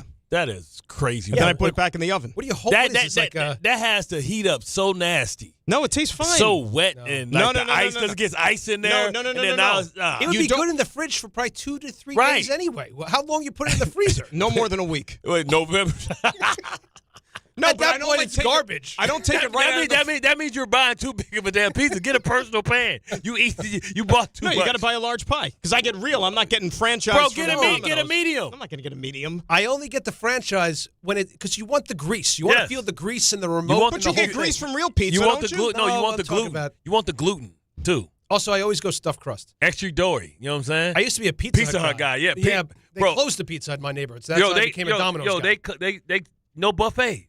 No, they're bringing them back. Did you see that? Nah, hell no. Not here. No chance. They go online and check it out. There's some Pizza Huts I used to love in going the to the area buffet. Sit there that and get are the buffet. opening up old style, and they're going to have the buffets and the everything. Salad bar. It's the salad bar. The cinnamon sticks, the pizzas, all that stuff. The price per square foot is too expensive in New York. There's no way that nobody sits down no more. Yeah, but they so should. So how you gonna have a buffet with a salad bar inside? Nobody ever going inside because everybody want to eat at home. Everybody DoorDash and everything. So the game, just to wrap this up, the game that I'm planning for the KFC game, I know it's looking far out, would be Game 5. What day of the week Saturday? is that? Saturday? Saturday. I know I'm going to be in my environment. You go honey barbecue wings? No, I'm extra crispy. Extra crispy, double-breasted, spicy, double-breasted. Yeah, I can't trust the breasts, man. They too big. There's a lot going on there, but no, that's what I always get. Yeah. Like the piece so damn big, I can't trust. Listen, no. Listen, I have to pay extra for that too. Where I live, there's no 2-piece meal. Right. So I alter it. Where I grew up, we had a Church's chicken. Yeah, Church's chicken. Yeah, man, you used to get fried okra. They got like the mashed potatoes and stuff like that. They would give you a breast that looked like a turducken from like Matin or something. It'd be like a 2-poppy for $1.99. I say no. There's no way you care about me this much. Can I tell you would something? give me this big ass piece of chicken, but not $1.99. This had to be the biggest steroid antibiotic type of thing. I refuse to ever eat there. I got a Church's chicken on 8th Avenue. Did you know that? Is that the same one? Bro, you talk about a crunch. No, is it the same one though? Yes, it's only one Church's chicken. Man. No, I've had it before. There's one on 8th Avenue. I can't be the only one though that gets like specialty food for big games. I mean, this is a thing. I just have normal dinner. Dan's just let's have a dinner. Break it out like the that's rice. Just you don't have no friends. You don't have nobody over. That's right. I have no friends. I don't associate with anybody. That's true. Dan's boiling pierogies. Here's the problem for tomorrow, and John knows this. They're coming to get my old couch tomorrow. Oh, God. So tomorrow night, I'm going to have to go downstairs to my living room. I'm going to have to go down and sit in my living room and watch the NBA game because, like, my loft where I watch, like, TV and stuff like that, I'm not going to have a couch for a couple days. I'm not getting my new one till Friday. Wow. This can't get here fast enough. I am Why don't you jacked just get up. a big bean bag? Yeah, I know. It seems like we can wait forever. For one day. I got a recliner in there. You know what this is like? This is like the off week for the Super Bowl. It's the Knicks' fault. They won too soon. We went through a whole month of May. They played 8 games. Yes. So wait a second. They got no excuse. Why KFC on the off night versus not the weeknight? No, not the off night. Game 5. No, like the weekend versus the weekday. That's what because I have more time to like get to it.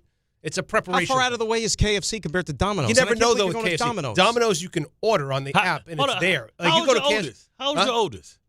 Well, my oldest is 17. Where's he at? No, well, it's a she, but Where's she at? She's going to be a doctor, by the way. She could go pick up Where pizza. is she? I'm not sending her to Is go she get- around? Yes. No, Man, that's get what outta kids here. are for. She's going to be a doctor. Stop. Man, that's what kids are for. You need to make her stand in line for Salt Hanks, all that stuff, man. No. Cheesecake. Like, hey, get you a Bradley Cooper. You get you one, too. So the reason, Dan, though, I can't chance it tomorrow. Yeah. I've rolled up to a KFC before, and it's like 2 extra Krispies, and they're like, oh, it's going to be 15 minutes. 15 minutes, we got to cook. And it's like, oh, boy. But that's why. And then I don't have that kind of time. But that's why. Drive-through KFC? But that's why you get on the app and do it and say you're going to pick it up. That way, they already cooked it for you, and it's already cooked. I don't know if my KFC has that technology. By the way, I'm sure this has been very riveting about our.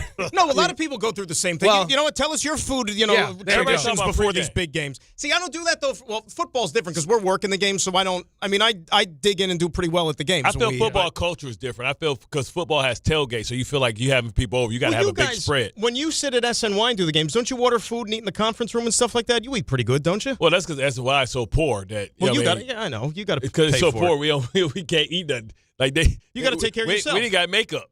All right, Why don't we I gotta think do there's that? a meeting that's been waiting for me to join. All right. This was more important than the meeting. Yeah. All right, Johnny Pickham's got Knicks in 6. He's got Knicks in 6, and you got to split the first. I agree with you with splitting the first 2. Yeah, 100%. they better win the first game. All right, how about this? You want to go like worst case scenario? Mm-hmm.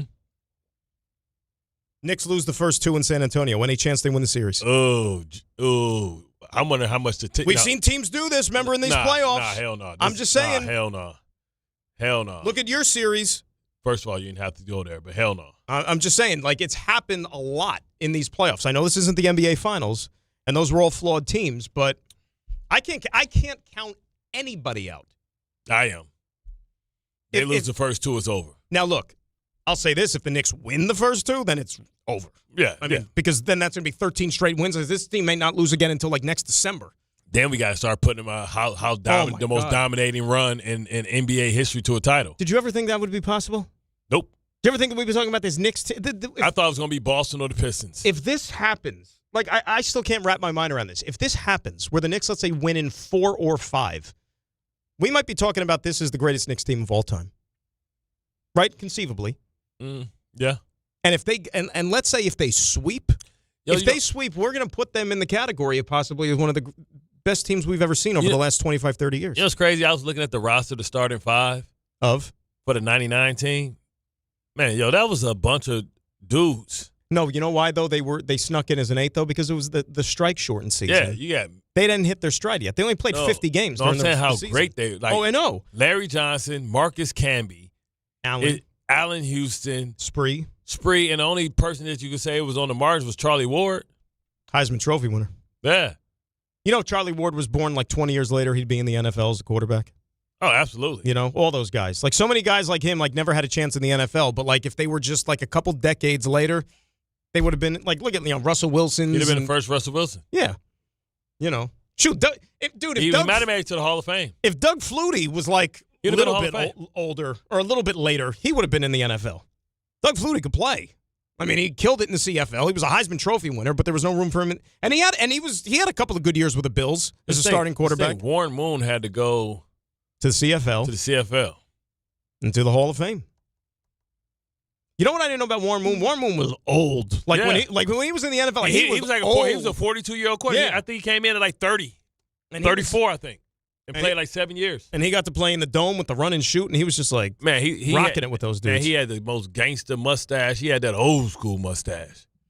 Subscribe to ESPN New York on YouTube. Stream the full Weekday Lineup live. Watch complete replays or catch up fast with can't-miss highlights. Jump into the live chat. React in real time. Make your voice part of the show. Subscribe to ESPN New York on YouTube now. Stay locked in so you never miss a moment. All right, let's get some calls up here. A lot of people want to chime in on the New York Knicks. We started off with our good buddy Merv in Winfield up next here on ESPN New York. Merv, what's the word? Hey, let's go, baby. What's up, guys? How are you? What's up, Merv? Feel like 94 again, man. I can't wait, except it's going to be a little different outcome this time around. We hope. Back in 94, I got a couple good stories. In Game 2, we were at Pink Floyd in Yankee Stadium, and we missed the last train to get back to Jersey, so we had to hang out in the subway all night. And this one guy came up to us, and he's like, "Yo, Patrick Ewing," because that's the game they won. He was like, he was blocking everything, and I really thought we had that shot. You missed the whole game? Yeah, man, we were at Pink that's right, Floyd, 94, no smartphones. Damn. Division belt, no nothing, yeah. You had a Game Boy in your pocket. Maybe even a Walkman. Who the hell knows? But what's the pick, yeah, Merv? man, What's going to happen? I can't wait for this series, man. I think Knicks in 6, and with the Bauer hour coming through. Yes. And Brunson will be the MVP again. Have they not lost since we just started the Bauer hour? No, they never lost. They're 11 in a row, buddy. Oh, so the Bauer hour got to the Bauer hour. So we have to keep the Bauer hour until the Knicks lose. Absolutely. It's got to stay Bauer hour until they lose. Well, Merv, it ain't going to change today. I'll tell you that. And I thank you for the phone call. No, I was making a face because Giants made the Juju Smith-Schuster thing official, but in turn they also released Jason Sanders, who was the only kicker they had. Damn, Harbaugh, especially guy, he knows it's a kicker that sucks when he sees one. Oh, he bringing Tucker back, baby. Who do they got? No more massages. Oh, Zavada. That's right. They got Dominic Zavada That's from Michigan. right, the Michigan. Michigan man. They drafted him? No, undrafted free agent. Yeah, UDFA. And Sanders didn't kick last year. He was hurt, I think. Bro, hashtag bring back. I thought that Sanders was the only guy hashtag bring back Tuck. No massages. But you're going to give a dude usually there's competition. They got to give him some competition, right? You're not going to hand anybody the job. No, bring back Tucker, man. Like, he deserves another Nobody shot. gave him a shot? Nah. He was eligible after week 10. I thought he got – no, I'm getting him confused with the other dude. Remember the punter? Yeah, that's Matt, and he ended up in Kansas City. Yeah. The dude who but what I'm saying is, remember he had the nickname? What was the nickname with the foot, the leg, the whatever? Megatron? No, the punter. It was Matt Arroyo? Matt Arroyo? What's his name? Matt Ariza. That's what it was. I mean, listen. I heard some stuff about him. Real talk. Tucker's the most accurate kicker in NFL history. I mean, he's served his time. Punt God, that's what it was. He served his time. Like, if anybody's gonna give you a shot, the coach that you kicked your entire career for and won mad games for should be able to give you an opportunity. Ravens would have won the division last year if he was still their kicker. Oh, yeah. He makes that kick. Exactly. But Steve Bisciotti said that Harbaugh still would have been fired. It just would have been a couple of weeks later, so it don't matter. Let me tell you something, that New York, you need to hear this. This summer, all lines lead to Champ Sports Fan Central Station. Soccer pop-up shop open right here in the heart of the city, 125 West 33rd Street. This is the soccer destination in New York.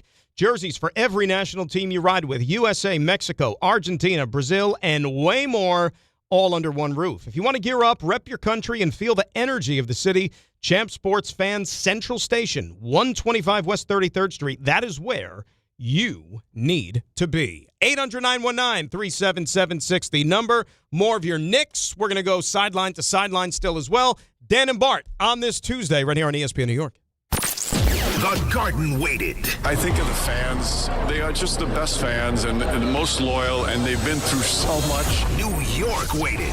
The 27-year wait is over. They will play for the Larry O'Brien Trophy. The finals are here. They haven't just been good. They haven't just been dominant.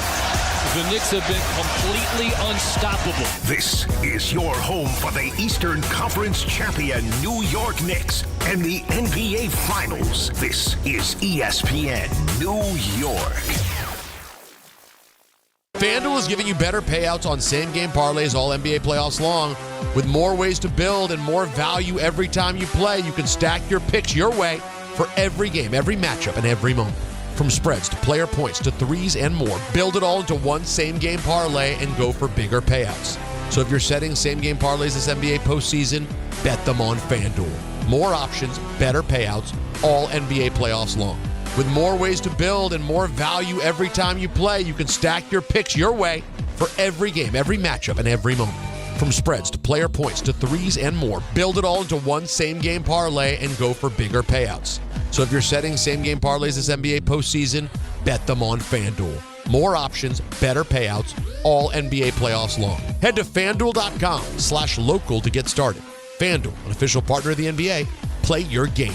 21 and over, physically present in New York. For help with a gambling problem, call 877-8-HOPE-NY or text HOPE-NY 467-369. Summer's here. People are outside walking more, traveling, going to games, barbecues, the beach, just enjoying life. But if you have joint pain, sciatica, or back pain and still holding you back, you don't have to live like that. I'm Bart Scott, and Dr. J. Shaw at Sandwell Pain is the real deal. Ivy League trained, double board certified with non-surgical treatments that get real results. No cuts, no downtime, no pain medications, just a smart, targeted approach that gets you moving again. Same day or next day appointments are available. Go to SandwellPain.com. Don't let pain steal your summer.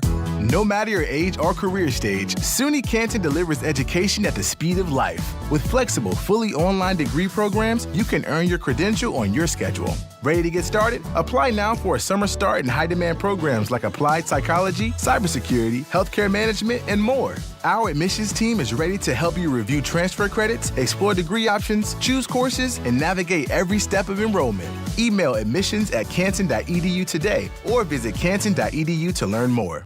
Replacing your home's AC system isn't exactly pocket change. Let's be real. Most people don't have thousands of dollars just lying around. And that's why Slomin's makes staying cool affordable. Right now, Slomin's central air conditioning makes it easier than ever to upgrade without blowing your budget. Get 0 down, 0 payments, and 0% financing for up to 18 months. Plus, every new system comes with a 5-year all-inclusive service plan, including annual system maintenance, filter replacements, and refrigerant. So there are no surprise costs down the road. Whether your system is outdated, your electric bills are through the roof, or your AC finally called it quits, Slomin's has a solution that works and a payment plan that actually makes sense. Call 516-932-7000. That's 516-932-7000. Or visit ac.slomans.com to schedule your free estimate today. Slomin's Central Air Conditioning. Because comfort shouldn't come with a price you can't afford. 18-month promo period. No payment, no interest, and no down payment offer. The offer is available through a third-party bank. On approved credit, interest is waived if loan is repaid in full during the same as cash period. Terms and conditions apply. Hot damn! Twisted Tea Hard Iced Tea just got harder with Twisted Tea Extreme. The hard iced tea taste you know and love, but with an 8% kick of alcohol. Twisted Tea Extreme is made with real brewed tea, goes down smooth, and brings your daytime drinking to the next level. Just look for the bright yellow cans in the cooler and get ready to dial up the fun. Big flavor, extreme kick. Twisted Tea Extreme. Keep it twisted!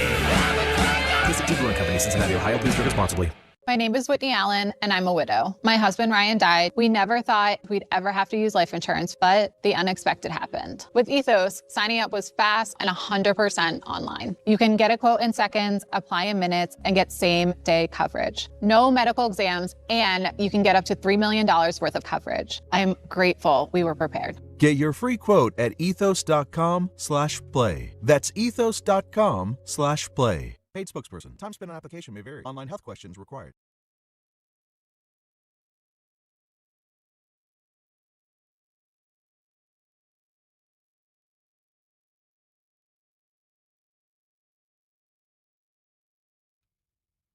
I'm surprised nobody from here, man, has been talking about Jigga going at Drake, Nicki Minaj, We MAGA. talked about that yesterday. No, we didn't really get into it. We did a little bit. Didn't we bring that on the He air? went at MAGA. Who else he go at? He went at Nicki Minaj. Dame Dash. Drake. Drizzy Drake. See, come on, man. That's how I know you don't keep up with the culture, man. You were filming me. No, that was funny, man. The Drake, that was Soulja Boy talking about Drake. All I know is that Drake has basically been like a punching bag the last couple of years. No, but Drake dropped the album and went at everybody. DJ Khaled, Kanye, and like, bro, you can't get beat up and then come back 3 years later and punch somebody in the back of the head. What kind of smoke does he got with DJ Khaled? Because Khaled didn't stand up for him, so he went at Khaled, said you never said nothing about free Palestine. Like, he went at him. Basically called him a coward because he didn't stand up for him. Because, they made a lot of music together. He went at Ricky Rose on this Iceman thing. So the free Palestine stuff is creeping into the rap world now or the hip-hop world? Well, DJ Khaled's Palestinian. Right. So, like, he said he never said nothing about it. Yeah. Because, speak up, yeah. Yeah, so he's saying, like, it's rap. So it's beef going back and forth. But he went at Kendrick. Like, bro, how you going to go at it's like somebody beat you up and you go live with you sneak him 3 years later and punch him in the back of the head. Like, bro, come on, man. Like, bro, you done sued everybody. Like, I ain't never seen nobody sue people over lyrics. Over lyrics. When you went at him and went at his wife and all that stuff, and then he come at you and you're like, I'm suing. So is that would that be like slander or libel? Because like slander is when you speak it, but libel it's like the written word. But they're like talking about you got to write the lyrics down, right? So which one are you suing him for? Oh, he went at Tony Bugsby too. He did? Remember, because he had the fake person that was saying that about the sexual assault. So he's the avalanche chaser and all that type of stuff. He went at Tony Bugsby big time too. It's real. It's hot in these basically, streets. he had a hey, you know, with the Knicks not playing, I felt like it was like COVID when it was like when we was like breaking down The Last Dance, like it was like a docu-series. Like, hey, yo, next episode, I think they going at the 3-peat. People were looking at The Last Dance like it was crack, bro. We had nothing, bro. Remember, we had nothing, bro. Remember where we was at, man. I know. We was doing that, and D Nice. Shout out to D Nice. I met D Nice at a place, and he asked for my number, man. It was dope. Yeah. Did you give it to him? Yeah, of course. It's D Nice, the world's DJ. Last Dance was they gave you 2 a night, right? It was 2 episodes a night. So like every Sunday we're sitting there waiting for something. But then when The Last Dance ended, we were like, what do we okay, do now what? Now what? It's like we had nothing. Like hope that vaccine kick in. I remember the first sports we had, that I remember watching live sports on TV. It was like a Saturday morning or something, and it was like German soccer. It might have been like Bundesliga. And it was on like, Fox Sports 1 or something. They didn't care at that point. They was like, yeah. Man. Well, there was like nobody in a giant stadium or whatever. Like nobody was there, but they were like, I was like real human beings playing a live game with a ball. And I was like, I'll watch this. Korean baseball for me at like 3 o'clock in the morning. Yes. Oh, that's right. The KBL. That's right. Remember wrestling with no people? Just video screen? Like, man, what the hell is this? You can hear them bouncing off the mat. Down in Florida, yeah. You can hear them running. You think we'd be better prepared for something like that again? Like, God forbid if it Hell ever no. happened? No, right? It would still be brutal. Yo, I was ready to ship them people off on the ship. I'm still monitoring them from Atlanta. The Huntavirus people. The harissa. That's what happened. People be trying to go places they ain't supposed to be. Yeah, and if you're going, just stay there. Where did they go? Like, you want to go somewhere exotic and get an exotic disease and bring it back? You don't deserve to come back. Go stay. Wherever you went, stay. I don't disagree with that one. By the way, it is game time, brought to you by Tullamore Dew Irish Whiskey, because when it's game time, it is Tully time. 7:05 tonight, Yanks back at it. They're home. They're going to take on the Cleveland Guardians. Mets, they're going to continue their series in the Mariners, trying to bounce back after last night's 10-inning defeat. 9:40 first pitch. Coverage begins right here on 880 ESPN New York, starting at 9 p.m. And that is game time, brought to you by Tullamore Dew, the original triple distilled, triple blended, triple cask matured Irish whiskey. Be sure to grab a Tullamore Dew or try the new Tullamore Dew Honey. During today's action, glasses up to enjoying Tullamore Dew responsibly. Oh, by the way, a thing called the Stanley Cup Finals also tonight. Game 1, Vegas, Carolina. That's 8 o'clock. That's an ABC vehicle. You could check it out there on the TV side. Let us say hi to Kenneth in Queens, up next on ESPN. Hello, Kenneth. How are you? How you doing? Thanks for taking my call. First-time caller. I have the Knicks winning in 6. I feel like if they keep up this offense, we're more than capable of beating the Spurs in 6 games. I do have a question for you, though. Where would you rank Mike Brown as a Knicks head coach if he brings a Knicks championship to the city? Would you put him above Pat Riley and Jeff Van Gundy? Wow. And I just want to get your thoughts on that. I'm just started watching the Knicks maybe in '99, so I don't know who was the head coach in the '70s. Well, Red Holtzman was the coach of the teams that won in '70 and '73, and he's a legendary coach, winningest coach all time in the history of the franchise Hall of Famer. I feel like this is Tibbs' team. You know what it is, Kenneth, and thanks a lot for the phone call. Get back to us. He didn't construct this team. He wanted the architect of this team. Fairly or unfairly. Okay, I do agree with you. If the Knicks win, and that's what everybody wants to have happen. This dude is John Gruden. He's John Gruden. He's Joe Torre. Yeah. Right? Buck Showalter and company, put in all that dirty work to take that Yankee team to the playoffs finally, and then Joe Torre came in, and then they became a dynasty. He's not Phil Collins. What's the old boy name? Phil Jackson? Doug Collins. Doug Collins. He's Doug Collins, man. Yeah, but what did Doug Collins win? Doug Collins had Jordan getting right, and then when Phil came, he unleashed MJ with the Sosceles. You could say Doug Collins is also in that like Tony Dungy category a little bit. Like helping you get to a certain point, and then Phil comes in, and then they win a championship a little bit. I never looked at Phil that way though. That's because you didn't even pay Doug Collins no attention. He's Mark Jackson. He's Steve Kerr. That's another good one. But then here's the problem. if you really want to then get into rarefied air, if you do finally win that championship, you got to then like win multiple, because that's what all those other guys did. Well, except Gruden. I think it'll be a long time before we ever see a back-to-back champion again. This is going to be 8 for 8 because guys are going to go nuclear. OKC may go nuclear. You know what? I hadn't really thought about that, because obviously we got to let the series play out. We just saw the Rams go nuclear. We lost because we didn't have special teams and we had a kicker. Let's go get McDuffie. Let's load up and win, and then we got to start over again. We'll start over again. No, but I'm thinking about what Kenneth said there. You like Pat Riley. Not that the Knicks were bad when Pat Riley took over, but he took them to another level if possible. They went from a team that was, they make the playoffs, win a round, but then when he got here, it was not that they didn't have credibility, but they were legit. I mean, this is Pat Riley, Showtime Lakers, and the reason you know that Pat Riley is indeed just a great coach, and it wasn't just like a byproduct of having like great talent like with the Lakers and all the Hall of Famers. Hold on. Who do you ever coach outside of Magic, Kareem, Worthy? Well, think about here. Let me finish. Here's why he's more than just a guy who had great players. Think about how they played with the Lakers, the Showtime Lakers, run and gun up and down the damn floor. And how did he get beat? The Knicks were the complete opposite of that. How did he team. get beat? No, but that's how he had to play with the players that he had. No, how did he get beat? What do you mean, how did he get beat? How did this Showtime Lakers get beat? They got beat by another team with Hall of Famers, the Boston Celtics? No. The dynasty? No. How? Who ended the Lakers dynasty?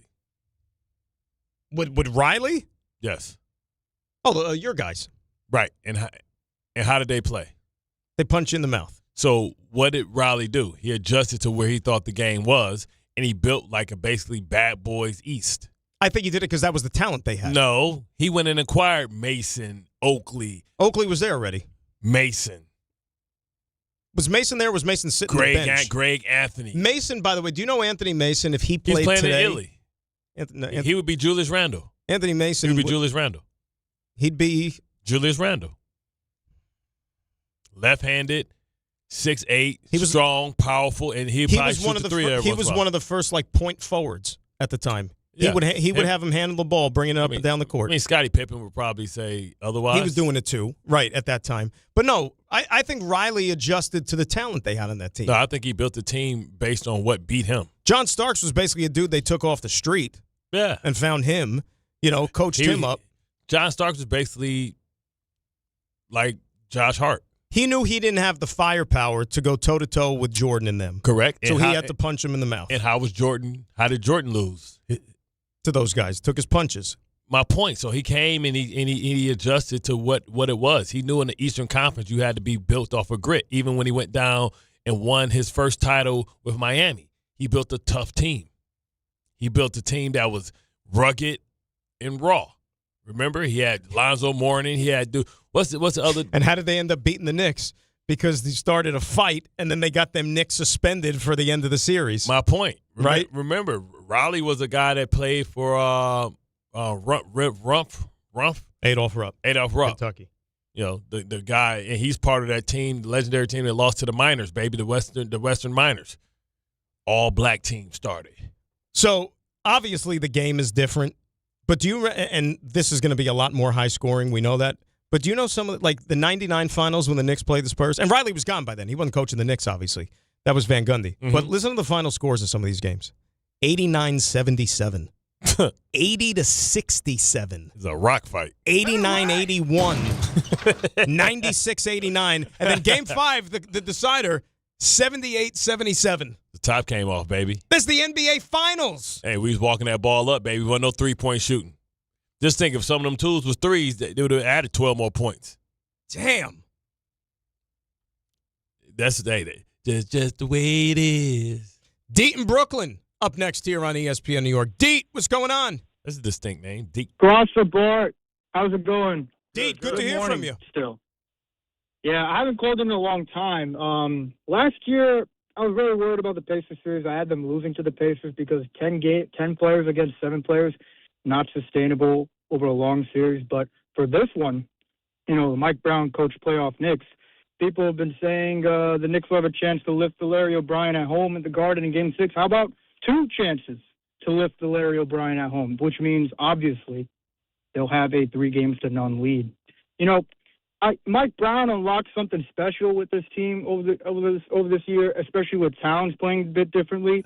They have the calluses. The Knicks have the calluses. I mean, they've been building towards this for a long time. They got Brunson, Leon Rose. Tibbs was necessary, to put a winning culture back in. The Spurs, they're greenhorns. They tanked for Wembanyama, right? And they lucked into 2 more lottery picks. Towns is the most important player of this series. Towns and Robinson, they're a better center duel than Holmgren and Hartenstein, whatever OKC threw at Wembanyama. But honestly, there should be no shortage of confidence for any Knicks fan. Whatever it's 4 or 5 games, 6 games, doesn't matter. They're going to win this series. I think it's going to be Knicks in 5 games. Honestly, man, this could be the Knicks' only chance. You think I'm going crazy, but they took 2 out of 2 in Boston, and they're playing like this. Anything's possible for the Knicks. If they win, this could be the only chance. So, pardon me while I bask in the overconfidence. Hubris, if you will. You know what I mean? Well, you said should every other Knicks fan, especially the diehards. Thank you, guys. D, thanks for the call. If they win in 5 games, then obviously everything they've done up until this point running through the Eastern Conference is validated. Yeah. Because then that means they just went ahead. This be the first time we think that they're playing the varsity. And if they can still dominate the varsity the same way that then, hey. Later today, remember I told you it's media day, right? Yeah. Down there, okay? So the Knicks will have 9 players at podiums today, part of the media day, along with Mike Brown. Mitchell Robinson, not one of the 9 players. They'll want him to ask questions about the fingers. So read into that what you want. I'm sure that Mike Brown's going to be asked 9 million questions about it, but Mitchell Robinson will not be there. Jordan Clarkson's getting his own podium, but Mitchell Robinson's not. Because they don't want him to have to ask questions about the pinky when they got hurt, because you saw, like you said before, Mike Brown was looking to the thing like, hey, what we going with? Because he could have violation, not reporting an injury properly and stuff like that. And, it's penalties that go with tweaking on the injury report. Unless they're going to rule him out or something. I don't know. They ain't gonna rule him out. He said he playing.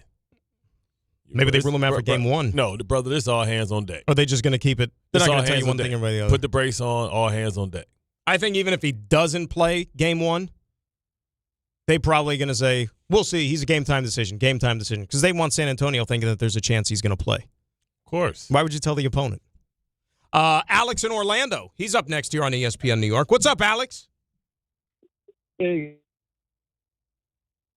On my headphones. Oh, there you go. There you go. What's up, Al? They were about to hang up on you. I told them, no. What's up, guys? You didn't say that. No.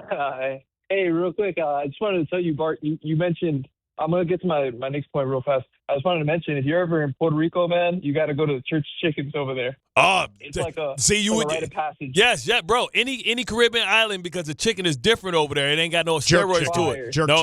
No. It's natural chickens. It's farm raised chicken. Ain't no steroid community chicken like from Purdue that grow up on top of each other. Yeah. You go to Jamaica. I don't care. Taste. You go to Jamaica. The chicken's crazy. Any Caribbean place, man. The hottest spot out there, and it's crazy. The other restaurant that's out there, and that's why I'm wondering, because you never see them in America. Burger King.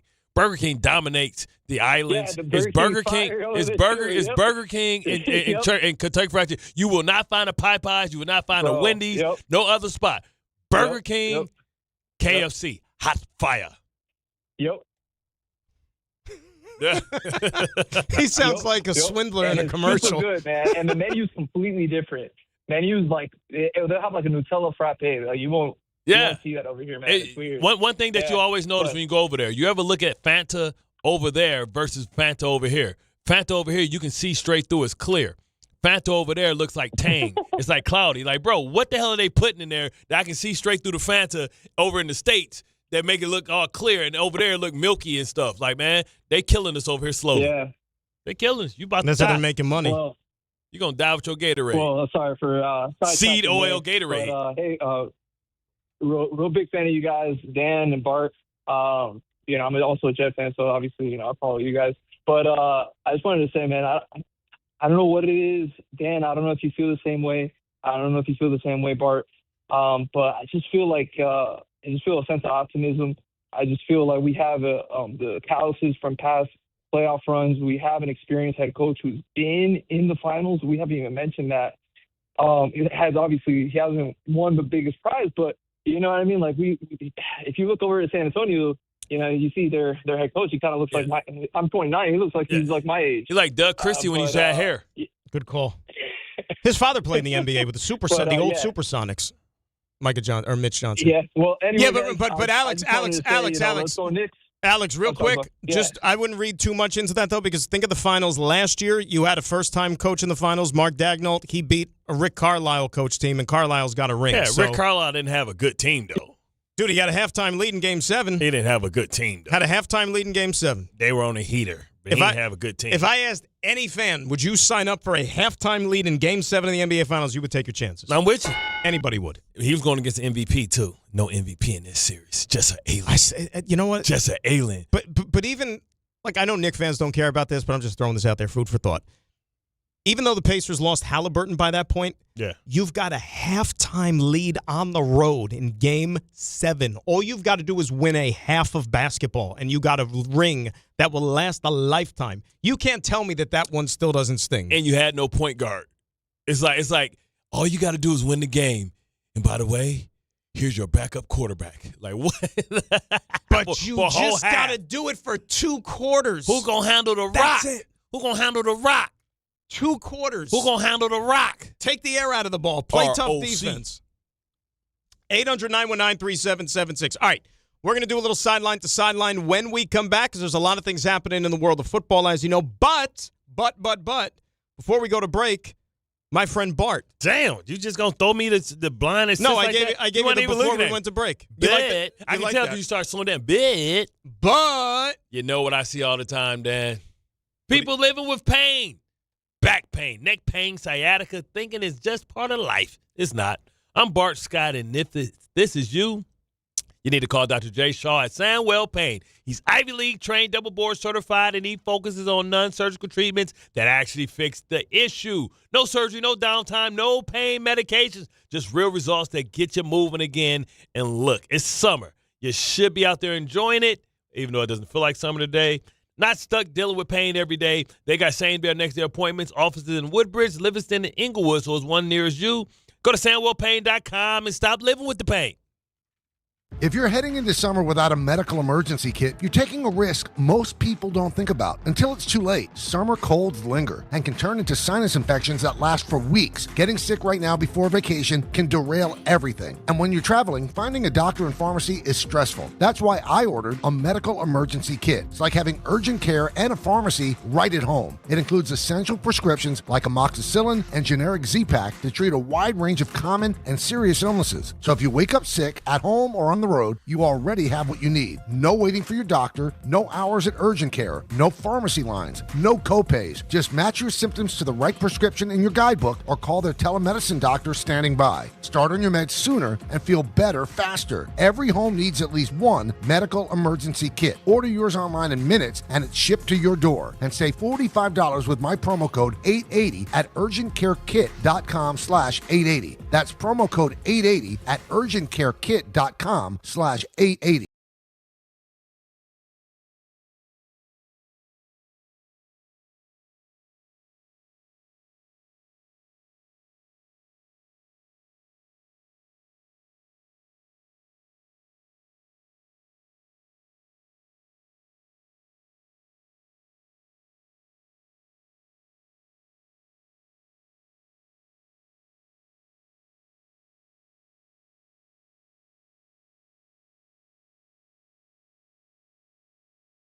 Takes hard work. For companies pushing to go further, Uline will go the distance with you. 24/7, they answer the phone to get you the shipping and industrial supplies you need. Business can move fast. Unexpected large orders, adverse weather, new safety guidelines, and changing economic trends. Uline works hard keeping 41,000 items ready to ship, minimizing detours on your way to the extra mile. Visit uline.com. New York is headed to the championship, and when you watch a team play this well, you can tell. It starts with how they're built. depth, leadership, execution, doing the little things right. That's how Tricon Construction builds too. Whether it's medical, industrial, multifamily, or commercial, Tricon brings the right team and the right plan to every project across the tri-state area. So if you're looking for a construction partner for your next project, don't overthink the pick. Choose Tricon Construction. Every phase, every detail, done right. Visit triconbuilds.com. My dad passed away unexpectedly. Of course, it was awful in every way, but we are very grateful that he had life insurance. So even after he was gone, he was still able to provide for us. And that's why I have life insurance for my family. Ethos.com. They make it fast and easy to get covered. It's 100% online. You get a quote in seconds, and you can apply in minutes. You get covered the same day. Get your free quote at ethos.com/game.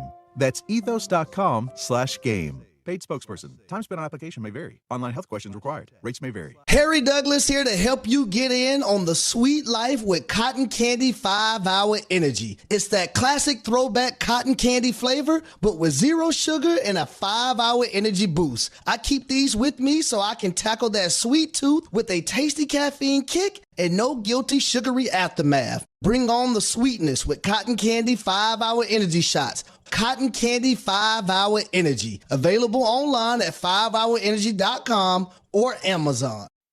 For the first time since 1999, the Knicks are headed to the NBA Finals. And the 27-year wait is over.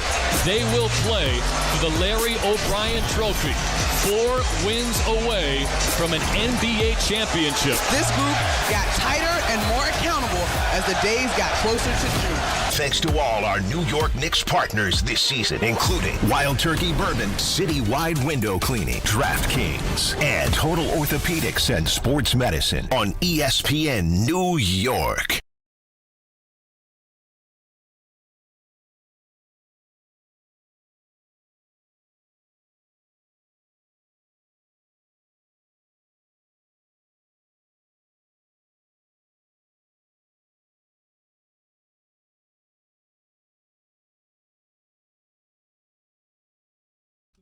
Eight 800-919-3776, the telephone number. It's Dan and Bart. We are rolling till 1 o'clock. Then it's the Michael K. Show right here on ESPN New York. It is about that time, though, because there was a lot of things happening in the world of the National Football League. It's June. Why the heck wouldn't there be a lot happening, right? Not really, but it is. And for that, we turn things over to the one, the only, Thomas Jeffrey Bauer with a little sideline to sideline.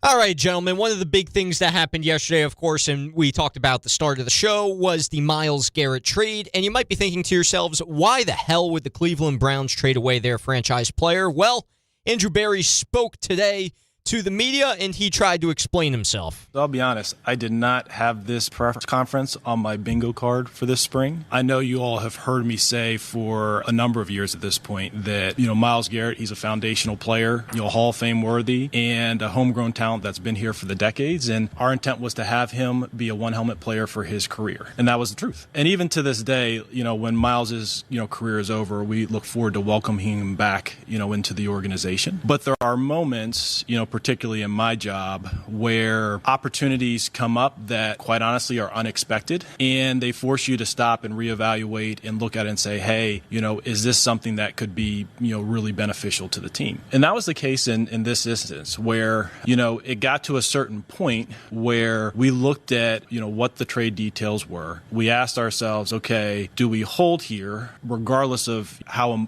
because of how emotionally right it felt, or do we ultimately make a decision that, we think has a huge benefit, to the team in both the short, and long term? I'd always told myself that if, we were ever in a position where we were going to trade Myles, 3 things would have to be true. Number 1, it would have to have short and long-term benefits. Number 2, as part of the trade, young, cost-controlled star at a premium position would have to be included. And the third piece is that there would have to be premium draft capital. There's a very small set of deals that really satisfy those constraints. So when it got to the point with our negotiations with the Rams, when, all those things were satisfied, it really, caused us to take a step back and think about, really think about the decision.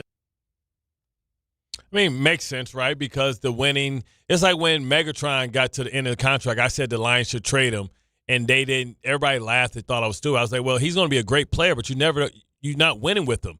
So Myles Garrett, like you said, had 5 sacks against the Patriots, and they lost by 20. Yeah. So what are we doing?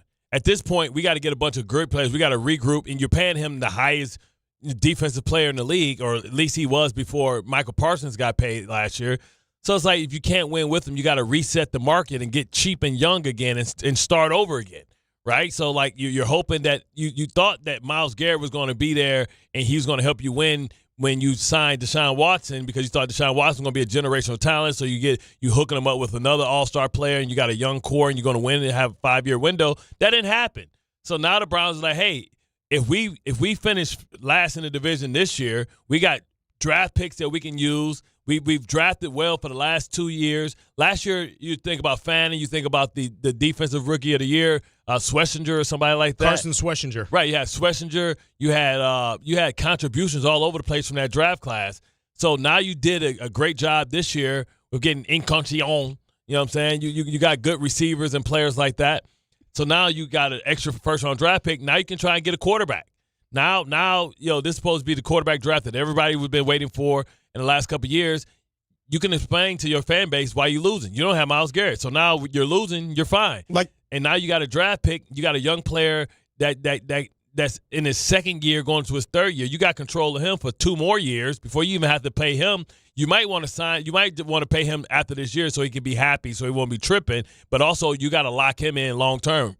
You know what I mean? So now once you do that, you have an opportunity to win in the future, because right now the present isn't here. And you just, like I said earlier in the show, it's not often that a general manager gets to make like as bad a trade as there's ever been made in NFL history, then turn around a couple of years later, trade one of the best players in the history of the franchise, and still have his job in 2 separate transactions. But Andrew Berry's here to stay, at least for the time being. What's that? Yeah, it's almost like like Joe said, Sean Marks with the Nets. Did it twice. I mean, he's been all the way back since KD, right? What is this, 3 rebuilds now? He's in charge of the 3rd rebuild? I've lost count. We've lost count of the rebuilds. I think it's 3, maybe 4. Might as well be. 7. I don't know. Oh, my gosh. Tommy, what else we got?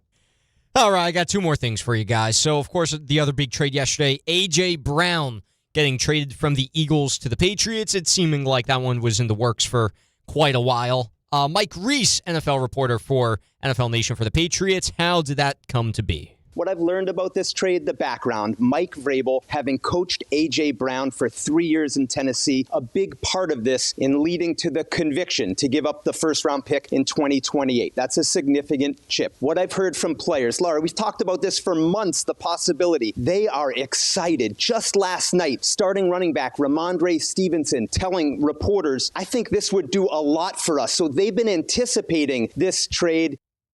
That was Mike Reese, you said? Yes, he is the Jordan Renan of the Patriots. Was that Mike Reese or AI Mike Reese? That didn't sound like a human. Play a little bit of that again. Listen, it doesn't sound like it's a real human. All right, here we go. What I've learned about this trade, the background, Mike Vrabel, having coached A.J. Brown for 3 years in Tennessee, a big part of this in leading to the... Sounds like that was taken over like Zoom or something like that. That's going to make the audio not sound as good. His pacing's a little bit off. Right? The pacing is a little off, yeah. Like, it just seems like it was like structured together by somebody else. And he dropped in a boat in there, too. Is he a Canuck? Is he from up there? Stanley Cup Finals, Game 1 tonight, by the way. A Canuck nuke.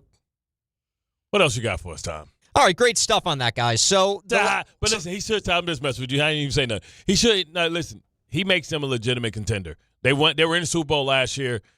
Not only that, their defense should be better. They shored up their offensive line with Vera Tucker, Will Campbell. And like you I don't know if his arm's going to grow any longer. No, but worst case scenario, you kick him in the guard and you move Vera Tucker out to left tackle. You already have Morgan Moses on the other side, and if Drake May can stay upright, they got a chance to win the division and be right back where they were before. It's going to be them or Buffalo, let's face it. Or Denver. No, Jalen Waddle. The division. I'm talking yeah. Next, Tommy. All right, last thing I'll give you guys for now. So we didn't know exactly what the compensation and all that would be for the Giants wide receivers yesterday. Jordan Renan tweeting out this morning that Odell, Juju Smith-Schuster, and Braxton Berrios, the other 2 receivers signed with Odell yesterday, all to minimum deals. They will have to earn their spots on the roster. No risk propositions financially for the Giants. That's what Jordan reports. Now, I'm just going to throw this out there. Yeah. you've got Odell, Juju, and Berrios. If we're having a Giants wide receiver survivor, who's the one guy that you think will absolutely make the team heading into the season? Berrios, only because he's going to be your punt returner, your kick punt returner. He'll be the Gunnar Olszewski of the team. Absolutely. So, he's going to be here based on special teams more than anything. And I think he'll play some slot in sets as well with the wide receiver. So, it's crazy to say. I think Berrios is if he stays healthy, he's more of the lock to make the team. Right? Yeah. I mean, I think Odell, this is John doing a favor. He's going to have to come out and really, impress and look like he's back. And they'll find a way to either cut him and then put him on a practice squad and give him money, because now you can float a veteran on a practice squad for a minute. If somebody get hurt, he's right there, staying healthy. I mean, Odell should be able to come here and do some appearances and make money. Well, because Berrios has the special teams angle. Juju's a guy who's familiar with the offense with Matt Nagy in Kansas City, and that's why the odds are kind of stacked against Odell out of these three guys, to even stick around. That's all you can ask for when you're somebody that wasn't even in the league last year. Coming off a PED suspension, too. Right. So that's what I'm saying. So this is what you do. You're right there? What? I don't know. Something it looked like a giant something fell out of your mouth. Pause. Huh? Nuts. Phrasing? I'm calling HR, man. What the hell are you talking about, bro? I'm about to get paid. What were you saying? But no, you can put him on practice squad and put him up. So those 6 games, the suspension don't really matter because he's act like he's up. Oh, no, his suspension doesn't kick in. No, he served it last year.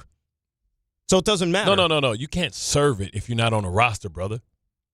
No, but he was already you can't serve 6 game suspension. If he had a 6 game suspension. No, if he was going to be signed by somebody, then wouldn't they would have to wait 6 games. Well, I guess Tucker didn't pay for nobody and he served his 10 games, but he was eligible. Okay. Yeah. So it's not like the Giants are signing Odell. It's like, oh, by the way, he's going to have to miss 6 games if he misses the team. I think if you're not as good to get signed and you got a suspension, that's crazy. You know what I'm saying? You served it, but you really didn't serve it because you didn't lose no money. But if you're not earning any money, right? Yeah, it should be you got to serve when you're on the team. You got to serve 6 games. It shouldn't be, oh, you're not in the league this year, so that counts as your 6 games. Where's the penalty at? You would think. But I think we've had a lot of cases like that in the past. Guys are unsigned or whatever, they get suspended, and then you don't even have to hear from them ever having to serve it once they do land with a new place. Then what's the use of getting a suspension? You got to check with the CBA. You know what I'm saying? What's the use of getting suspension? I'm not involved in those meetings, but I hear what you're saying for sure. All right, quick timeout. We will come back. We'll regroup. Hour number 3, Knicks-Spurs NBA Finals starting tomorrow. We'll get your calls as well. It's Dan and Bart here on ESPN New York. This is your home for the Eastern Conference champion New York Knicks and the NBA Finals. WHSQ and WCBS-FM HD2, New York. Knicks fans, it's time to hit the court with BetMGM, an official sports betting partner of the New York Knicks. Download the BetMGM app today and add a boost of excitement to every New York game day with same-day parlays, live betting options, player props, boosted odds specials, and the best daily promotions in the business. With the BetMGM app at your fingertips, you can experience the excitement of betting on your favorite players and get in on all the blue and orange action as your New York Knicks drive the lane. Find out why basketball fans love BetMGM, an official sports betting partner of the New York Knicks. BetMGM. Make it legendary. BetMGM and GameSense remind you to play responsibly. See BetMGM.com for terms. 21 years of age or older to wager and physically present in New York and New Jersey only. Subject to eligibility requirements. Gambling problem in New York? Call 877-8-HOPE-NY or text HOPE-NY 467-369. For New Jersey, call 1-800-GAMBLER. Want to earn extra revenue for your business? Amazon Hub Delivery is looking for local business owners to assist with deliveries. When you become a partner, you and your staff will deliver packages to customers in your area on a schedule that works for you. With each package delivered, you'll gain extra revenue and exposure for your business. Plus, Amazon Hub Delivery makes it easy to get started. There's no upfront cost, delivery experience, or long-term contracts required. Sign up to learn more at Amazon.com/Hub Delivery. That's Amazon.com/HUB Delivery. You make sure his toys don't have any sharp edges. You taught her what to do when the smoke alarm goes off and to wear a helmet when she rides her bicycle. You do so much to keep your child safe. But are you using the right car seat for your child? Car crashes are a leading killer of children ages 1 to 13. Protect your child's future at every stage of life. For information on the right seat for your child, visit safercar.gov/the right seat. Sponsored by the New York State Governor's Traffic Safety Committee. Download to see if you qualify. Not all customers will qualify. Transfer fees may apply. No Albert subscription required. Albert is not a bank. Albert Instant Loans are issued by FinWise Bank, member FDIC. Not an actual client. Terms apply. Kylie, what's wrong? I just got hit with a car repair bill. I'm behind on rent, and I feel like I can never save any money. Have you tried the Albert app? Albert is your financial assistant, helping you find ways to save and create custom budgets to actually grow your money. Plus, you can get up to $10,000 for big expenses, or advance up to $1,000 fast when you need cash right away. Albert can get me up to $10,000? Exactly. Albert spots you in a pinch and helps you grow your money in the long run. I'm downloading Albert right now. Download the Albert app and use promo code ADVANCE to borrow up to $10,000 for whatever you need. The Albert app helps you budget better and save more money so you reach your financial goals faster. Download the Albert app right now and use promo code ADVANCE to borrow up to $10,000. Use code ADVANCE to borrow up to $10,000. Bart Scott. What the hell? Chris Carlin. Take a hike. We're good.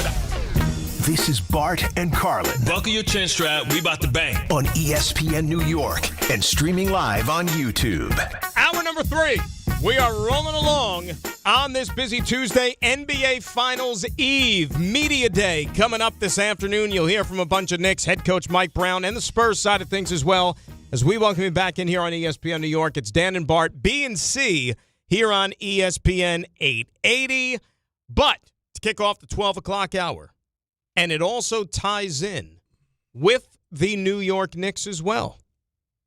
Because since a certain individual has taken over the reins of a certain little thing that we like to do here to kick off the final hour, the Knicks are a freight train. Knicks are a machine.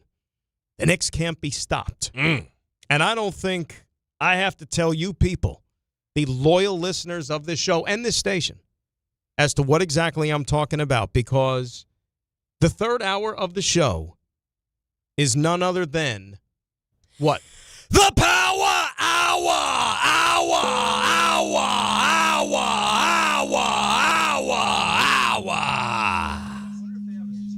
Why are you shaking your head no, Bart? I didn't know if he was going to go to Bauer Hour.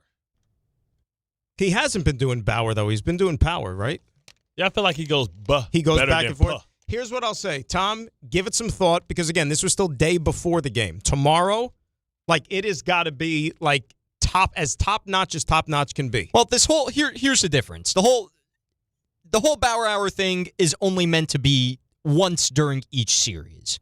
And that's where I give my thoughts on how I think the Knicks will dominate their opponent going into the series. I'm not going to do that today because the series doesn't start today. That starts tomorrow. If we call for it tomorrow, I'll do the Bauer Hour tomorrow. It's got to be here tomorrow. Yeah. You have to. Yeah, something like that. Wait, time out. Time out. You never heard that. Time out. You never heard that one. It's more. It's more. Time out. Bro, it's more. I feel like I just walked outside and like a ray of sunshine hit me and a pot of gold fell at my feet. Yeah, it's more. Joseph. It's more. Re-rack it. No, it's more. No, I want like the whole. Oh.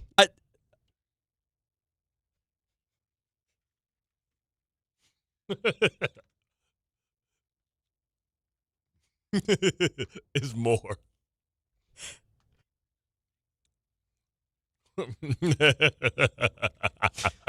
You know what immediately came to mind when I heard that? And Tom, you know I love you. The urinal? It almost sounded like it was almost like an advert for like this like cartoon series that's in development called like Hulk Hogan the middle school years. That's what it reminds me of. Play that right again, here, brother. We're getting ready for the Knicks to sword fight with the Cavs. There was also this, which happened afterwards, after Bart and Chris picked up on that. Listen, the Bauer Hour isn't about length. Yeah, that was also unfortunate. Yeah, let her say that. Don't tell her yeah, that. you don't want to trip on that. But Tom, so let me ask you a question. Do you have something already prepared for tomorrow? Because, I mean, tomorrow's the day. I'm thinking about how I want to phrase it this time, and I'm going to hopefully not include any sort of, like, sword fighting references. Being that they're playing the Spurs and not the Cavs, I think we're going to be safe from that. But I'm planning things out in my head. I'm finalizing my thoughts on the series. So I think I'm going to come with something good. See, that was good. Yeah, that was hot fire right there. We're getting ready for the Knicks and the Cavs. Bring your sword fights. Yeah. It gets worse every time I hear it. I just like how he said, he was like, no, wait, there's more. Ching, ching, ching, ching. Oh, Tom, good job. And, you got a busy day tomorrow. You got to show up. It's game one. You got to bring your best. And so do the Knicks, of course, because, look, we've sat here for the last 8-9 days wondering how this team is going to respond, how they're going to show up, what is the layoff going to do to them. San Antonio, how are they going to be able to hit the reset button after an emotionally and physically demanding series against Oklahoma City in that Western Conference Finals? Good thing about it is we only have to wait one more day to get our answers. Yes. I was about to break down the longest yard. Not much to break down there, though. People have done that. I think I broke his nose. Did you like the remake? I broke his nose. I did break his nose. It was okay. Nelly, like Michael Irvin, Cheeseburger. Yeah. You know what I'm saying? LL. He was in that, right? No. He wasn't in that? Come on, man. You're not going to have two rappers acting in the same movie. Can't have Nelly and no, you're thinking about Any Given Sunday, brother. LL was in Any Given Sunday? Oh, no. My God. Yes, with Willie Beeman. All right, he was there. See, I knew he was in They got in a real fight for real on the set. Steaming Willie Beeman. I think LL had his goons come up there, and Jim Brown had to break it up. LT. Because he punched him. No, in real life, they had a real life fight, and they had to go on the set. No, I'm just thinking now, that movie's almost like 30 years old, bro. Think about how long that's been. You'll be shark.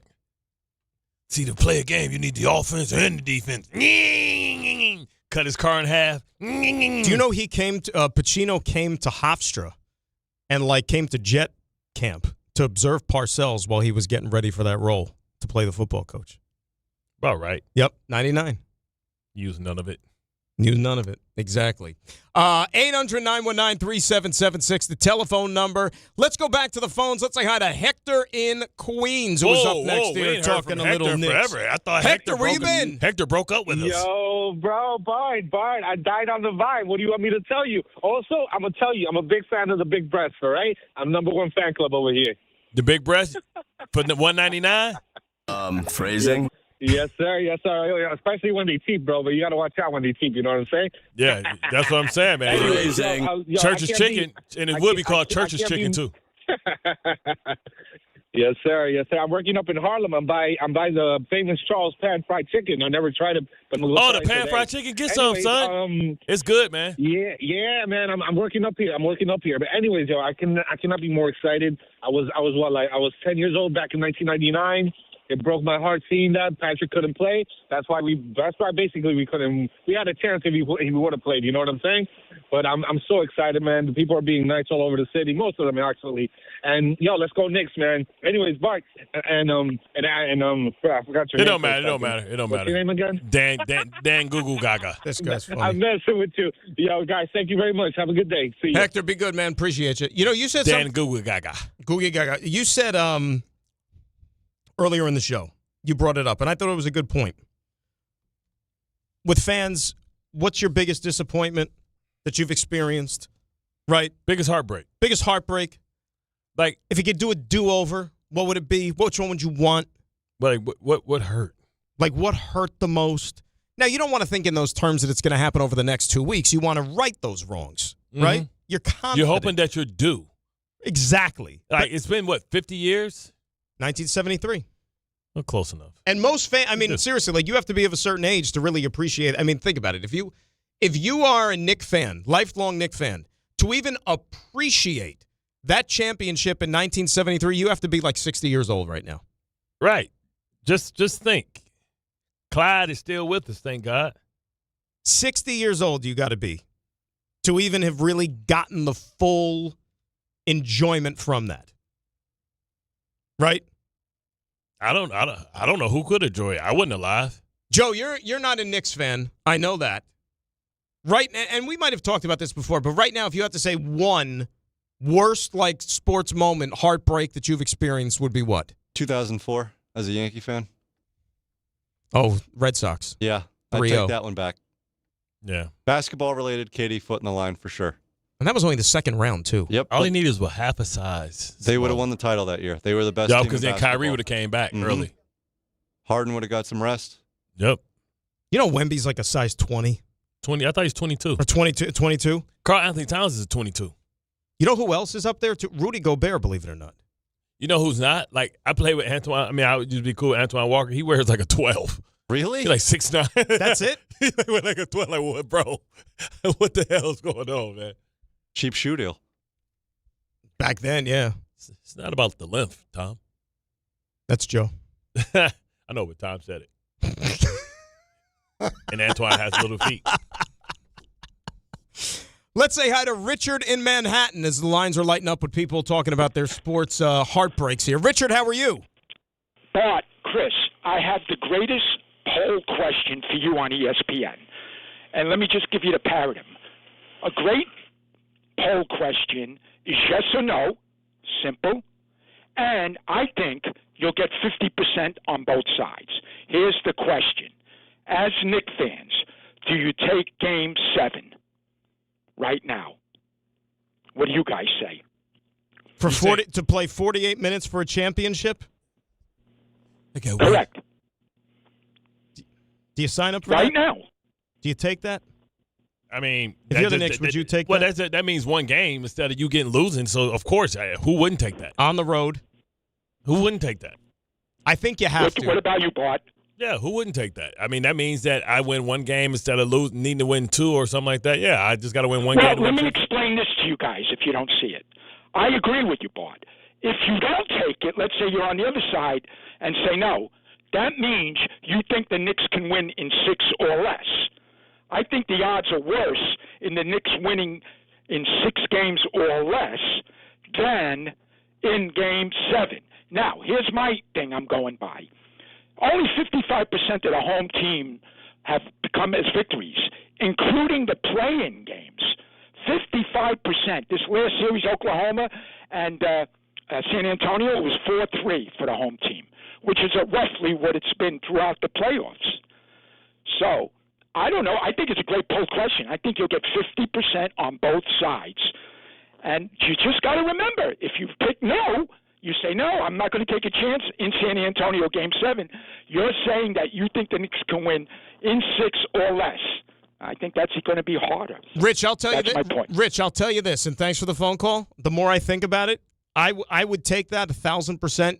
Remember what we talked about yesterday when I read you that stat about Game 7s in the NBA, like in the last 6 years or whatever? Yeah, it's been screwed.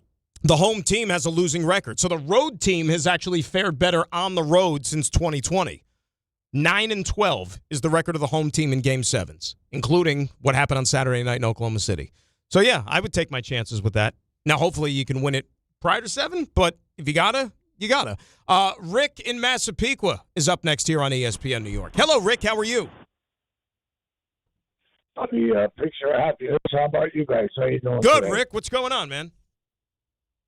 Well, first off, when it comes to the baddest beat of all time, is that what you're talking? Sure. Okay, well, I'm in the World Poker Tour. Well, nobody's talking about bad beats with gambling. Talking about what disappointed you the most as a fan. Where are we going to move on? You can't. No, we're gone. You can't define. You can't define him. No, I'm not supposed to. I mean, what would make somebody think that we're talking about bad beats? Like, did we even bring that up? Like, why would somebody bring up poker? He probably just got back from Atlantic City. Yeah. 7-day bender. He doesn't know what day or time it is. He was doing 15 straight hours He's at the poker table. He's driving back right now.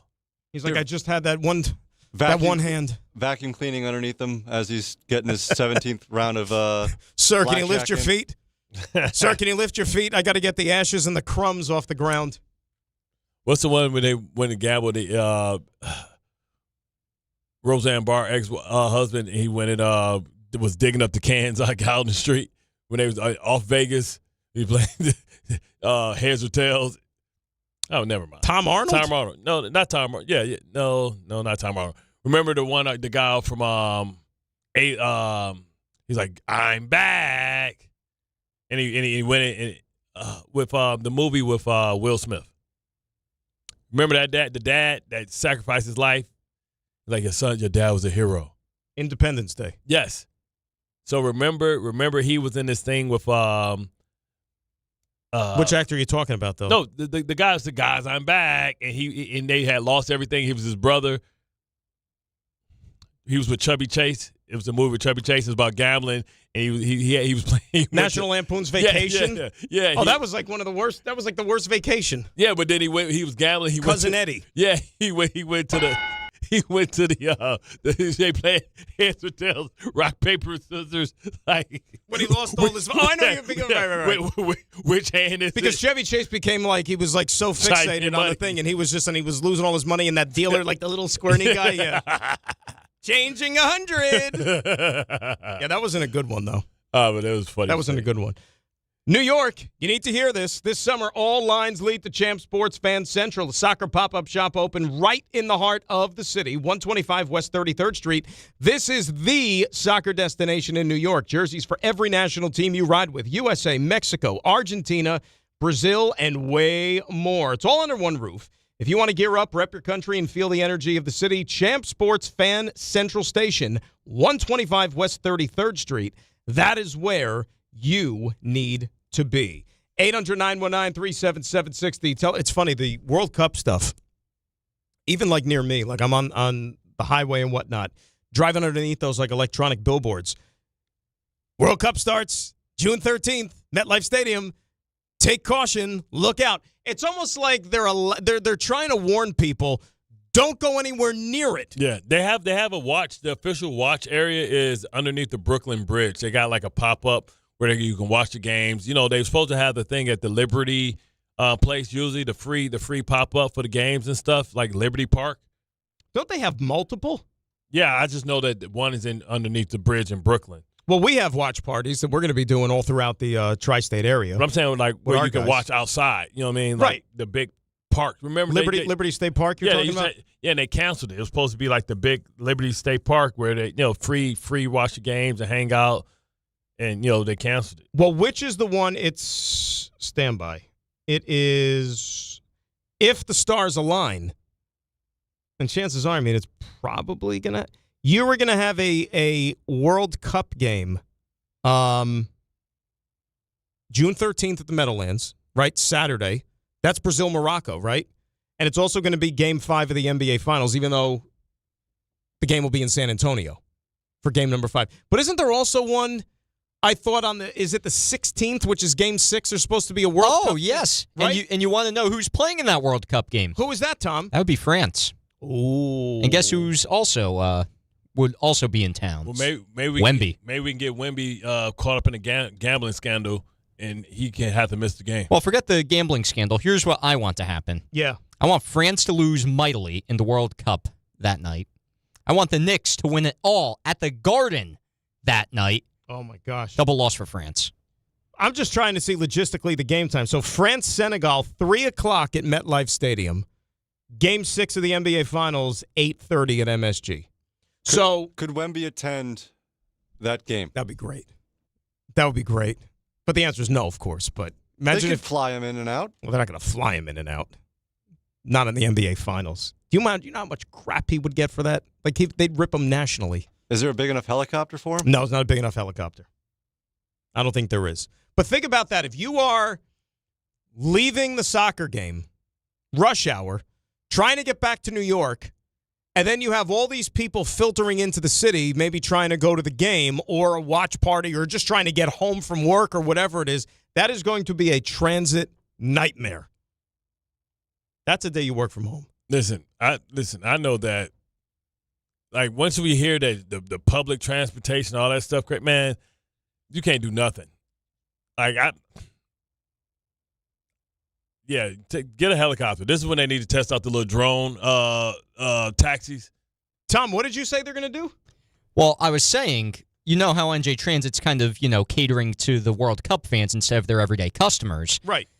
So is that going to be a big problem if they're going to shut down Penn Station? I don't know this to be true. They're shutting down Penn Station for New Jersey Transit.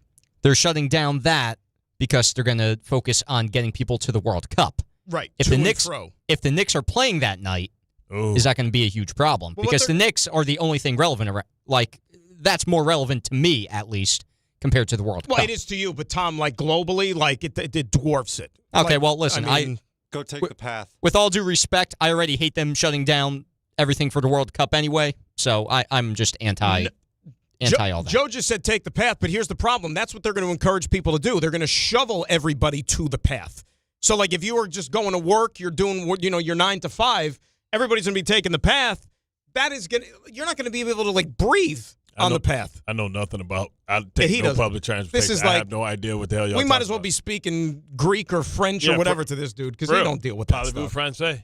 I mean, think how I drive everywhere, brother. Like, that's just a Detroit Midwest thing. Think about, well, yeah, if I could drive too, I do it. But some days like that, I'm trying not to even leave the house. But think about how he deals with parking in the city. Like, you weren't here yesterday. I'm not. No, you told the story on the air about. Don't be dry snitching. You told the story on the air about you gave your car to the dude at the whatever. Like, just here, park it for me. Well, my people as well. If I really needed to, my guys over at the Dominic I could park there every day if I wanted to.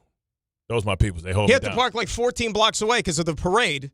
Traffic. Yeah, that was crazy. I had to walk 13 and a half blocks. And he just gave his car to some guy like, here, take care of this for me. No, it wasn't that. He was the valet in the hotel, man. It wasn't just some random guy like, here you go. Man, I would have came back. It would have been like Ferris Bueller's Day Off, man. But you did know the guy, though, right? No, I didn't know him. He knew me. He knew, but so you weren't worried about like a Ferris Bueller's thing? He gave me a valet ticket, brother. He gave you a ticket. You didn't specify that yesterday. You made it sound like, hey, this is Bart Scott, that's his car. Hey, I'm a big fan of yours. Here, take care of this for me. No, I just did like this. Hey, man, just hold on. Yeah, that's what I thought. Drop that. That's what I thought you meant. Like wait. I just work here. I'm not. What? He painted a picture like it was like I just took my keys. Like, hey man, watch my car. I watch my car. I'll be back. I work at the Trader Joe's. So. Right, you better be here. 800-919-3776. More to do. Dan and Bart, we're coming right back on ESPN New York. If you're heading into summer without a medical emergency kit, you're taking a risk most people don't think about until it's too late. Summer colds linger and can turn into sinus infections that last for weeks. Getting sick right now before vacation can derail everything. And when you're traveling, finding a doctor and pharmacy is stressful. That's why I ordered a medical emergency kit. It's like having urgent care and a pharmacy right at home. It includes essential prescriptions like amoxicillin and generic Z-Pak to treat a wide range of common and serious illnesses. So if you wake up sick at home or on the road, you already have what you need. No waiting for your doctor, no hours at urgent care, no pharmacy lines, no copays. Just match your symptoms to the right prescription in your guidebook or call their telemedicine doctor standing by. Start on your meds sooner and feel better faster. Every home needs at least one medical emergency kit. Order yours online in minutes and it's shipped to your door. And save $45 with my promo code 880 at urgentcarekit.com/880. That's promo code 880 at urgentcarekit.com/880. FanDuel is giving you better payouts on same-game parlays all NBA playoffs long. With more ways to build and more value every time you play, you can stack your picks your way for every game, every matchup, and every moment. From spreads to player points to threes and more, build it all into one same-game parlay and go for bigger payouts. So if you're setting same-game parlays this NBA postseason, bet them on FanDuel. More options, better payouts, all NBA playoffs long. With more ways to build and more value every time you play, you can stack your picks your way for every game, every matchup, and every moment. From spreads to player points to threes and more, build it all into one same-game parlay and go for bigger payouts. So if you're setting same-game parlays this NBA postseason, bet them on FanDuel. More options, better payouts, all NBA playoffs long. Head to FanDuel.com/local to get started. FanDuel, an official partner of the NBA. Play your game. 21 and over, physically present in New York. For help with a gambling problem, call 877-8-OPEN-Y or text OPEN-Y 467-369. If you've been injured in an accident that wasn't your fault, then you need a lawyer who knows New York's unique personal injury and workers' compensation laws. At the Parisman Firm, they have decades of experience handling all types of accident cases and a proven track record of delivering huge results. Their team has already recovered nearly $1 billion for injured New Yorkers. From construction to car accidents and slips and falls, they've got you covered. Call the Parisman Firm now at 718-WORKERS, where your case is their cause. Get the justice you deserve today. Hey, it's Alan Hahn. At Rings End, they're there to help realize your modern design visions. That's why they partner with Marvin. Engineered for big ideas, Marvin Modern Windows and Doors deliver effortless elegance, expansive views, and industry-leading innovation, all in a modular system designed to meet the exacting principles of modern architecture. Experience Marvin Modern at a Rings End showroom today and create something stunning with them. Rings End is a certified Marvin installing retailer. Rich Eisen here. Running a small business means every hire matters. A bad hire costs time and money, but the right one helps your business grow. The challenge? Finding that person without sorting through resumes. That's where LinkedIn Hiring Pro comes in. It screens candidates so you can focus on conversations with qualified talent. With Hiring Pro, you can hire with confidence and build the team you need. Join the 2.7 million small businesses using LinkedIn to hire. Get started by posting your job for free at linkedin.com/Eisen. Terms and conditions apply.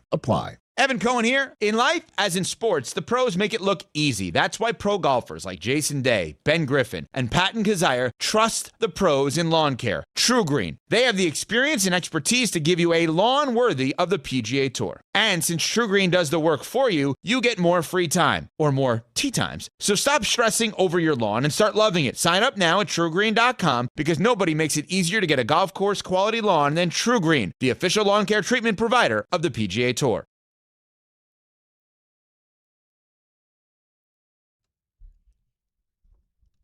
All right, Knicks fans, join Don, Hahn, and Rosenberg for a live broadcast. That's coming up tomorrow. It's Stout NYC, 2 blocks from the Garden at 215 West 35th Street before Game 1 of the NBA Finals. The guys are breaking it all down. They're talking matchups, getting you ready for tip-off.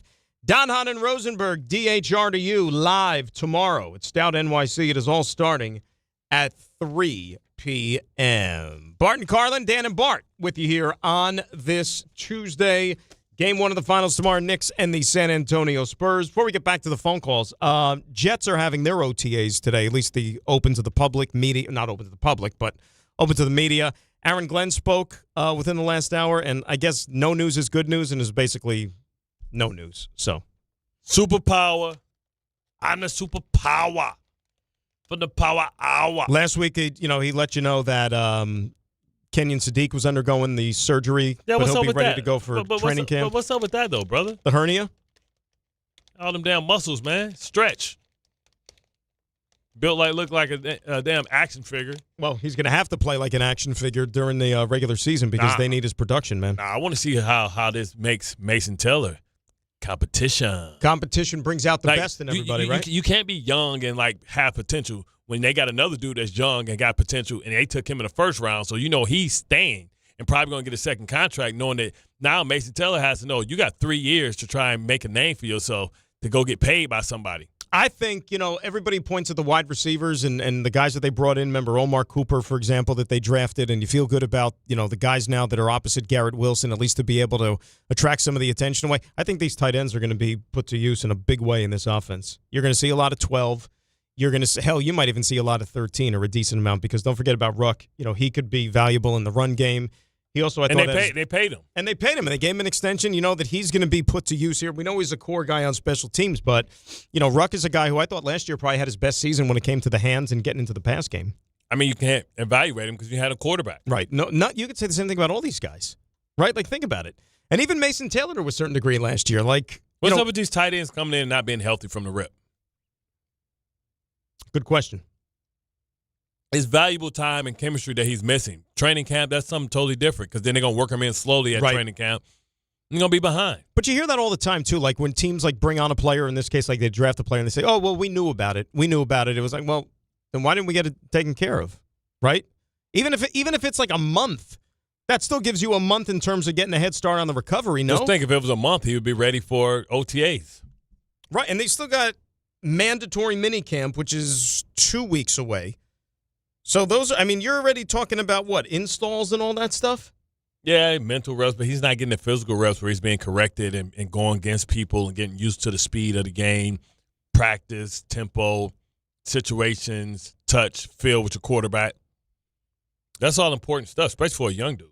Giants will be back out there, or at least open to the media tomorrow. So John Harbaugh will talk at 2:30, and then a bunch of players, including probably hear from a bunch of the new Giant players that they brought in yesterday, all at the wide receiver position. So Jets today, Giants tomorrow as far as OTA. Everybody's going to run to Odell. You think? I just feel so excited. I feel like I got unfinished business here. You know what I'm saying? Jackson Dart, I believe. Harbaugh played for him in Baltimore. I know the type of mentality he going to bring. I'm going to be blocking my ass off. Guess what? I don't care. Before I was selfish. Now all I care about is winning. And I want to be able to I want to make right with the Giants. It didn't end. I didn't really want to go to Cleveland. You know what I'm saying? I wanted to be a uniform guy, and unfortunately that wasn't the case. I have Super Bowl experience. I want to tell these guys about how it feels like to win the Super Bowl. I think we can go to the playoffs this year, and I had plenty of options, plenty of them. I could have went all kind of places, but I had one place where my heart was at, and that's New York City, baby. I bleed it. You know what would be great if who else was there? Lil Wayne. Yeah. So he could go back and he could, they can rekindle their sit-down interview where Odell trashed Eli Manning and everything under the sun with the Giants. Look, everybody's going to say all the right things. This is the time of year where everything is rosy in football circles. It's June. You're still in, quote-unquote, the off season. Everybody's on their best behavior. Everybody's optimistic. Everybody thinks it's going to be a great season. But, sooner rather than later, it comes calling, and you got to put up the results, or same old, unfortunately. Limo driver Ed is up next here on ESPN New York. Eddie, how you been, my friend? Good talk, Ed. Come on, Ed. He's around. He's taking it off the Bluetooth to no tooth. Come on, Eddie. Eddie does this sometimes. But you know what? Then you hang up on Eddie, and Eddie calls back in like 2 seconds. He's like, sorry, man. Sorry I missed you. But, come on. Way to flake out, man. Eddie was going to bring his sports heartbreak onto the scene, which I think was a pretty good one and happened recently, right? Which one was it? Like Monday Night Football, what was it, 2 years ago, 3 years ago? Ron. Right?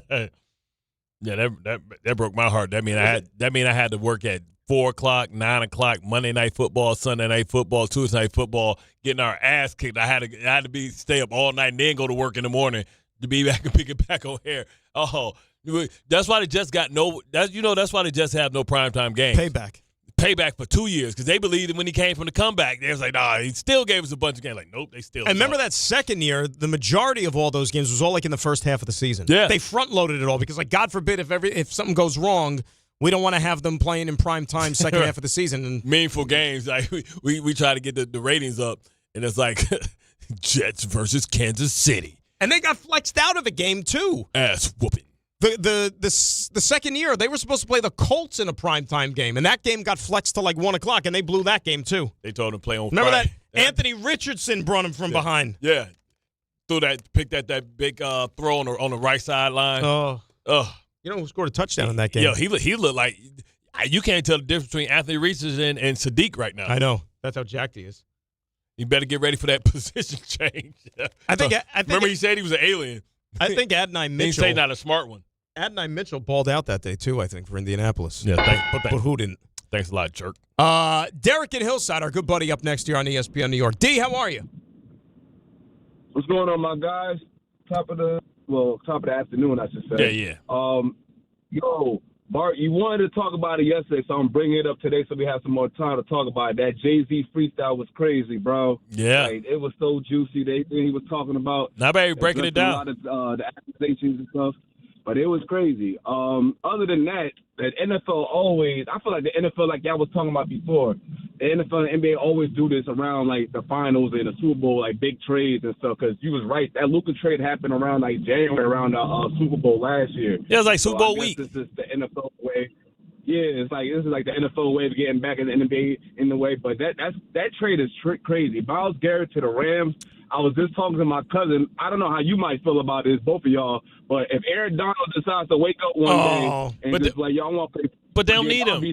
Kobe Turner's been balling out, man. And then who's the other kid, number 0 on the other side? Sylvester? No. It's another. Byron Young. Byron Young. Yeah, Byron Young. So I think they're good, man. They don't have the money or the bandwidth to pay Aaron Donald. He gonna want to get paid damn near too. Hypothetical dream. But D, you know what's about to happen. I'm telling you, watch it. Watch it. And I'm gonna be on Get Up tomorrow and watch it. Crosby to the Eagles. Max Crosby to the Eagles. He's going to go there. Yep. I definitely feel that too, man. I definitely see that happening. And also another thing you was right on, Bart, that I want to touch on that you've been saying, the winner of the OKC Spurs series, that loser is going to go nuclear. Me and my cousins firmly, we truly think that the OKC is going to get ready to gear up 5 first-round picks and Chet and maybe another player and throw it at Milwaukee and say, give me Giannis. Yeah. How you feel about that? Yeah, that's what people. Chet would be a perfect guy to in part of that return. But that's what people are saying. But they got like 30 first-round draft picks like in the next 5 years. They can get they got so many picks it don't even matter. They got to take advantage of Shea Gilly's greatness right now. You give him Giannis, that gives you a star that's eventually going to leave, and Shea Gilly can go. You can build around Shea Gilly twice. Listen, they got Jalen Williams, so now. And they paying Chet good money, so you just take Giannis, then you're good because he's just taking Chet money. And they got the kid Martin, so they got young guys too that they don't have to pay for a while, so they're good that way. Whoever loses, I'm guaranteed they're gonna go. Yep. Man, like you said. And I hear the Pistons might go Kawhi. Ugh. Give up Ron Holland. Give up Ron. Yeah, but what Holland. would you have to give up for that? Ron Holland, a first-round draft pick, and Isaiah Stewart, Stu Beef. And they love Ron Holland. Yeah, but if you're the Clippers, what does that do for you? You're gonna get a bunch of first-round draft. It resets your money because you got to start over, bro. You already lost James Harden. You already, you got to start over. Well, you traded away James Harden. You traded away your big with Zubac, so you get Isaiah Stewart to replace him. Right. And you get Ron Holland. People think Ron Holland can be a star. You know what the crazy thing but about? He couldn't play. He fell out of the rotation. He's young. He's like 22 years old. But you know what the thing about Kawhi is, and we know that, you never know which Kawhi you're going to get. You never know which Kawhi you're going to get. But think about when Kawhi finally, got on the court and played last year. The Clippers went on a run where they had, the best record in the league for, 2 months or something like that. He's playing every game. Right. But here's the thing, though. He's a superstar, but he fits in their brand because Kawhi can lock you down, too. And that gives you another shot maker and another guy that can handle the ball and take pressure off of Cade. You still have Duren. You still have all the young guys. Let me stop before they say I'm getting too heavy on the Pistons. Yeah, because then we're going to have to crack open that jar. It's either that or Kyrie Irving. He's going to be ready to go opening night, right? It's been a year and a half, bro. Yeah. It's been a year and a half. I mean, there's no point in him in Dallas anymore. They say, right, they got rid of everybody, right? They got rid of Luka. That now it's built around Cooper Flag. And now they saying, we're going to build around Cooper and all that stuff. But, Kyrie's older. You know what the weird thing about the Giannis thing in Milwaukee is right now? I like Taylor Jenkins as a coach. I think he got a raw deal in Memphis. I think he's going to be good for them. I really and truly do. But, I mean, is Giannis going to want to stick around for that? Man, we all know Giannis is going. What are we talking about, man? He's extension eligible, too. He's got, 1 year left. What is he at? How old is he now? 30. Only 30? 31. Because he came in, he was a stick figure, but he was like a kid. Yeah, 31, 32, tops. That was when they had those ugly, purpley green uniforms. 31, he'll be 32 in December. Yeah, but he's African, so that means he's 15. What does that mean? He's African. You cut half the age off? Yeah, black people age slow. Well, technically, he's Greek. Do you know? No, he's Nigerian, brother. Bro. If you put me in China, if you put me in China, it don't make me Chinese. It just make me a black dude in China. You know what I'm saying? He's Greece. No, he's not. He's an African that grew up that defected to to Greece. So he's 32, but he's really 15? Yeah. Is that why KD could play for 10 more years? Because he doesn't put on a pound? Listen, in our community, we don't really talk about it. Mm-hmm. But I'm gonna say it because y'all family. Yeah. Morgan Freeman, 180 years old. He's slowed down a lot.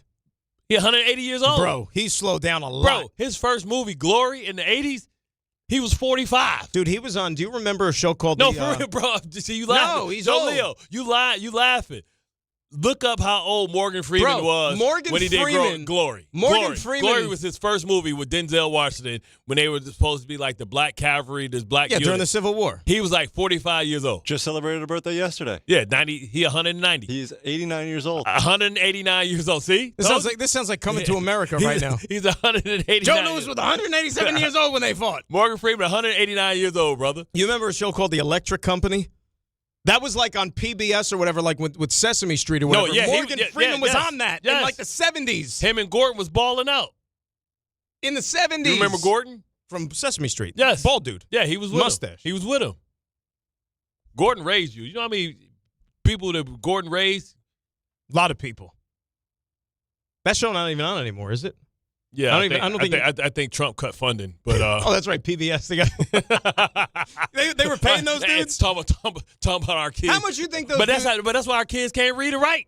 But if you listen, we can have a whole private conversation, and we can type it on the wall. Yeah. And your kids and kids won't even be able to read it. All we gotta do is type it in cursive.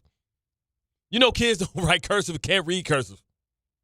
I think we did cursive. Do you have any kids? No, 4th grade. Oh, that's why. That's why you don't know that. I wrote some. My kids look at me like I was writing Swahili. What's that? Sanskrit. No. What was that? Whistleblowers or something where they had people. They used the Native Americans to break down like what the Japanese was doing during World War II. It was like windwalkers or something. Cracking wind talkers. Yeah, you remember? Yeah, the movie. Yeah, it's like wind talkers, right? Right. We can do that with cursive with our kids. They wouldn't have a damn clue what we was talking about. We'd be typing it to them in front of their face. Is that Val Kilmer, Wind Talkers? I think so. I don't know.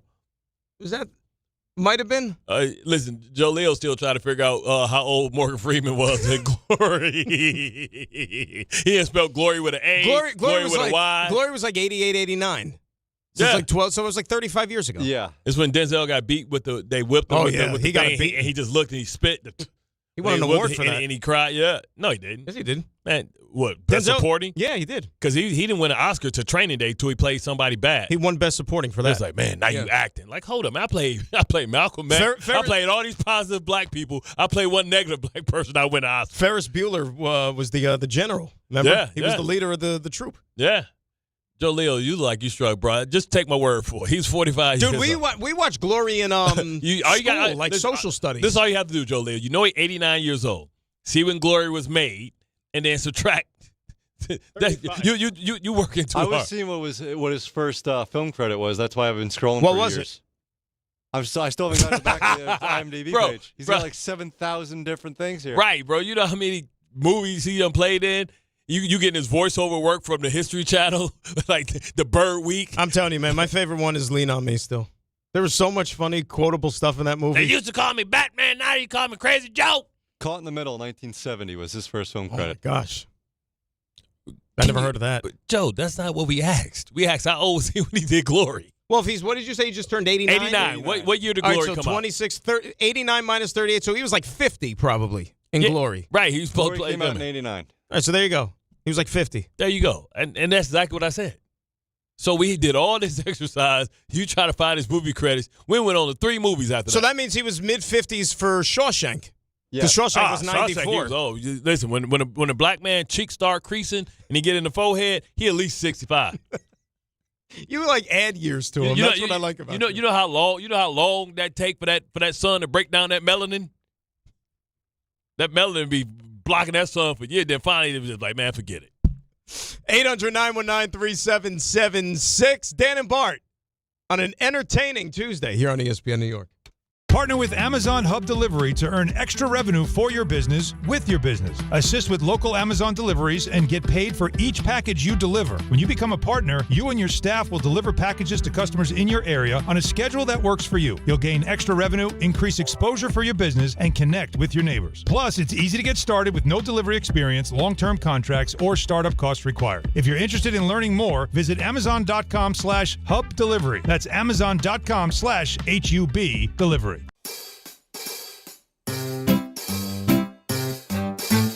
1-877 Cars for Kids.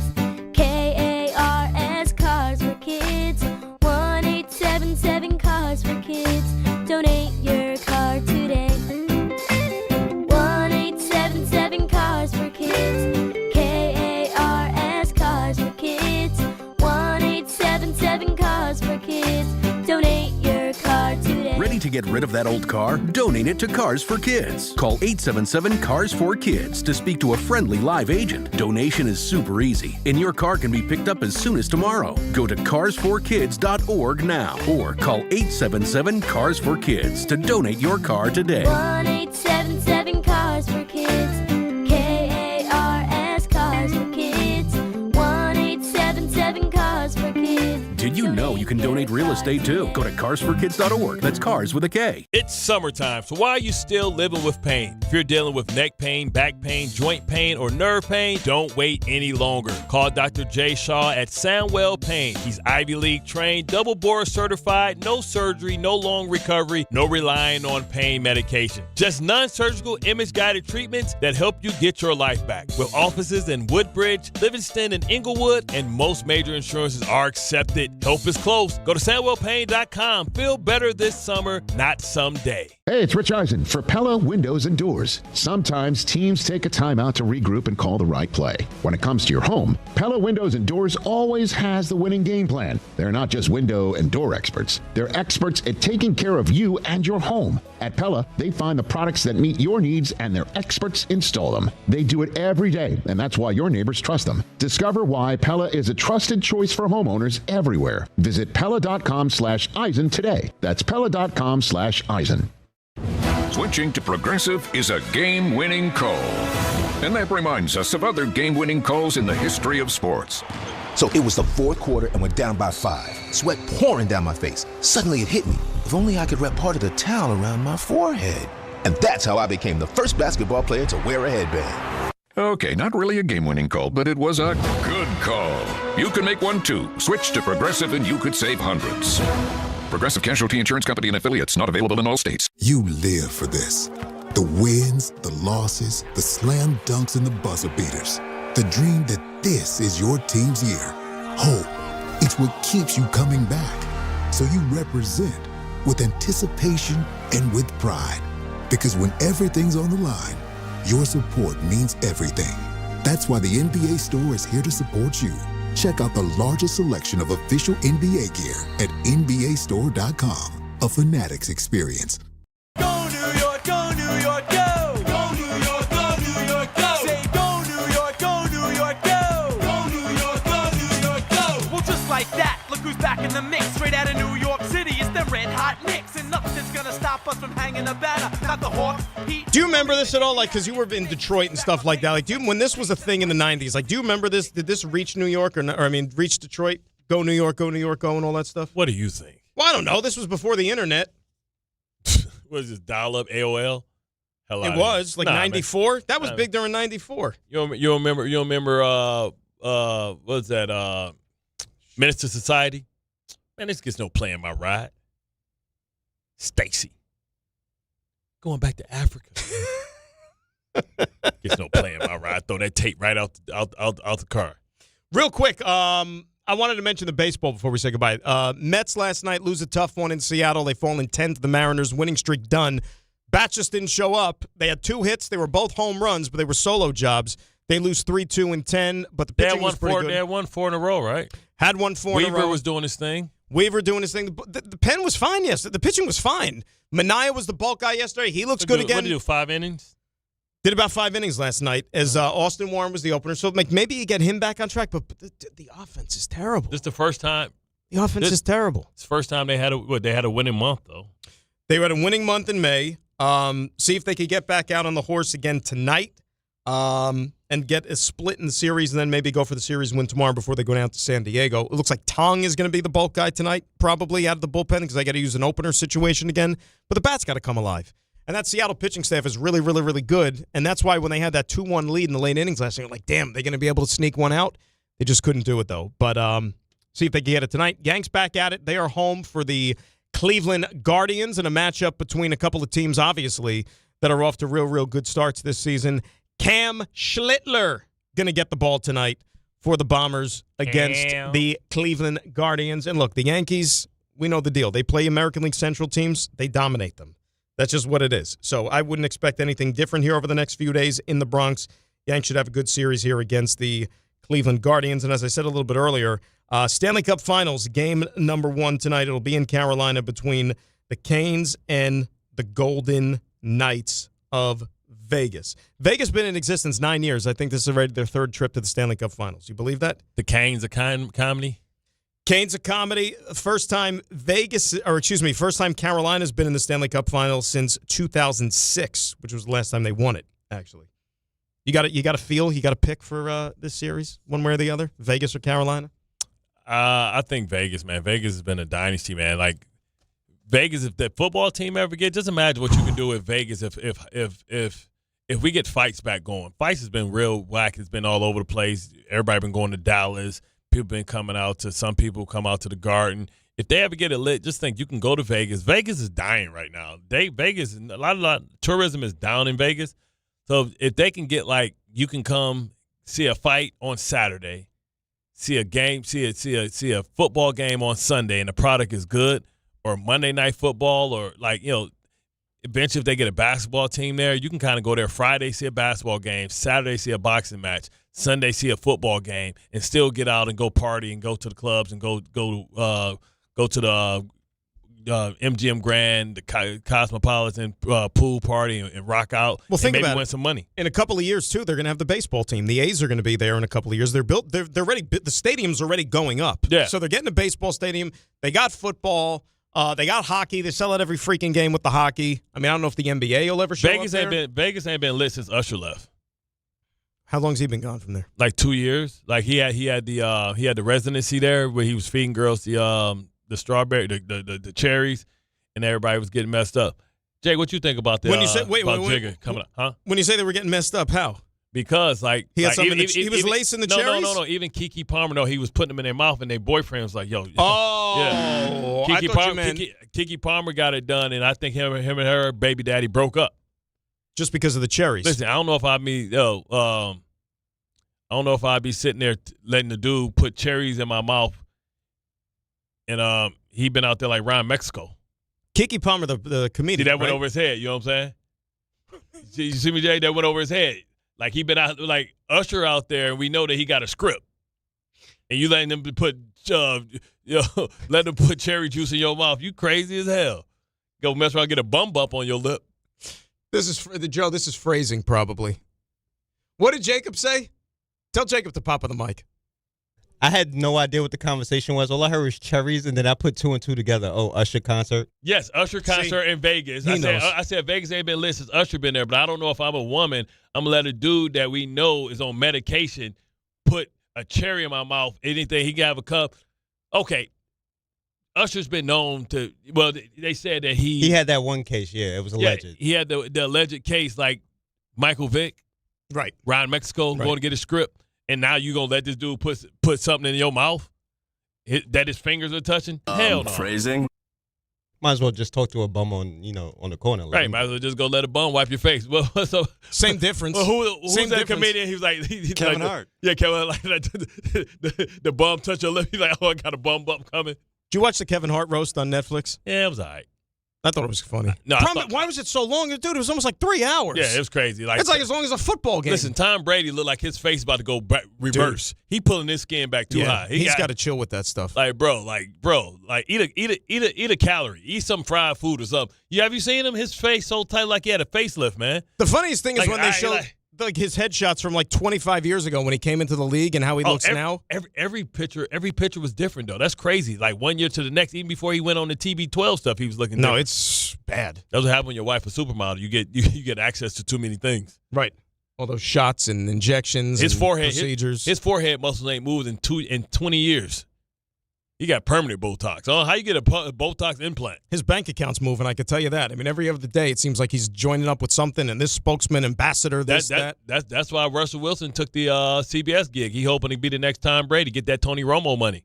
Time for us to get out of Dodge. Thanks to Joe. Thanks to Tom. K-Show up next. He's Bart. I'm Dan. B&C, ESPN New York.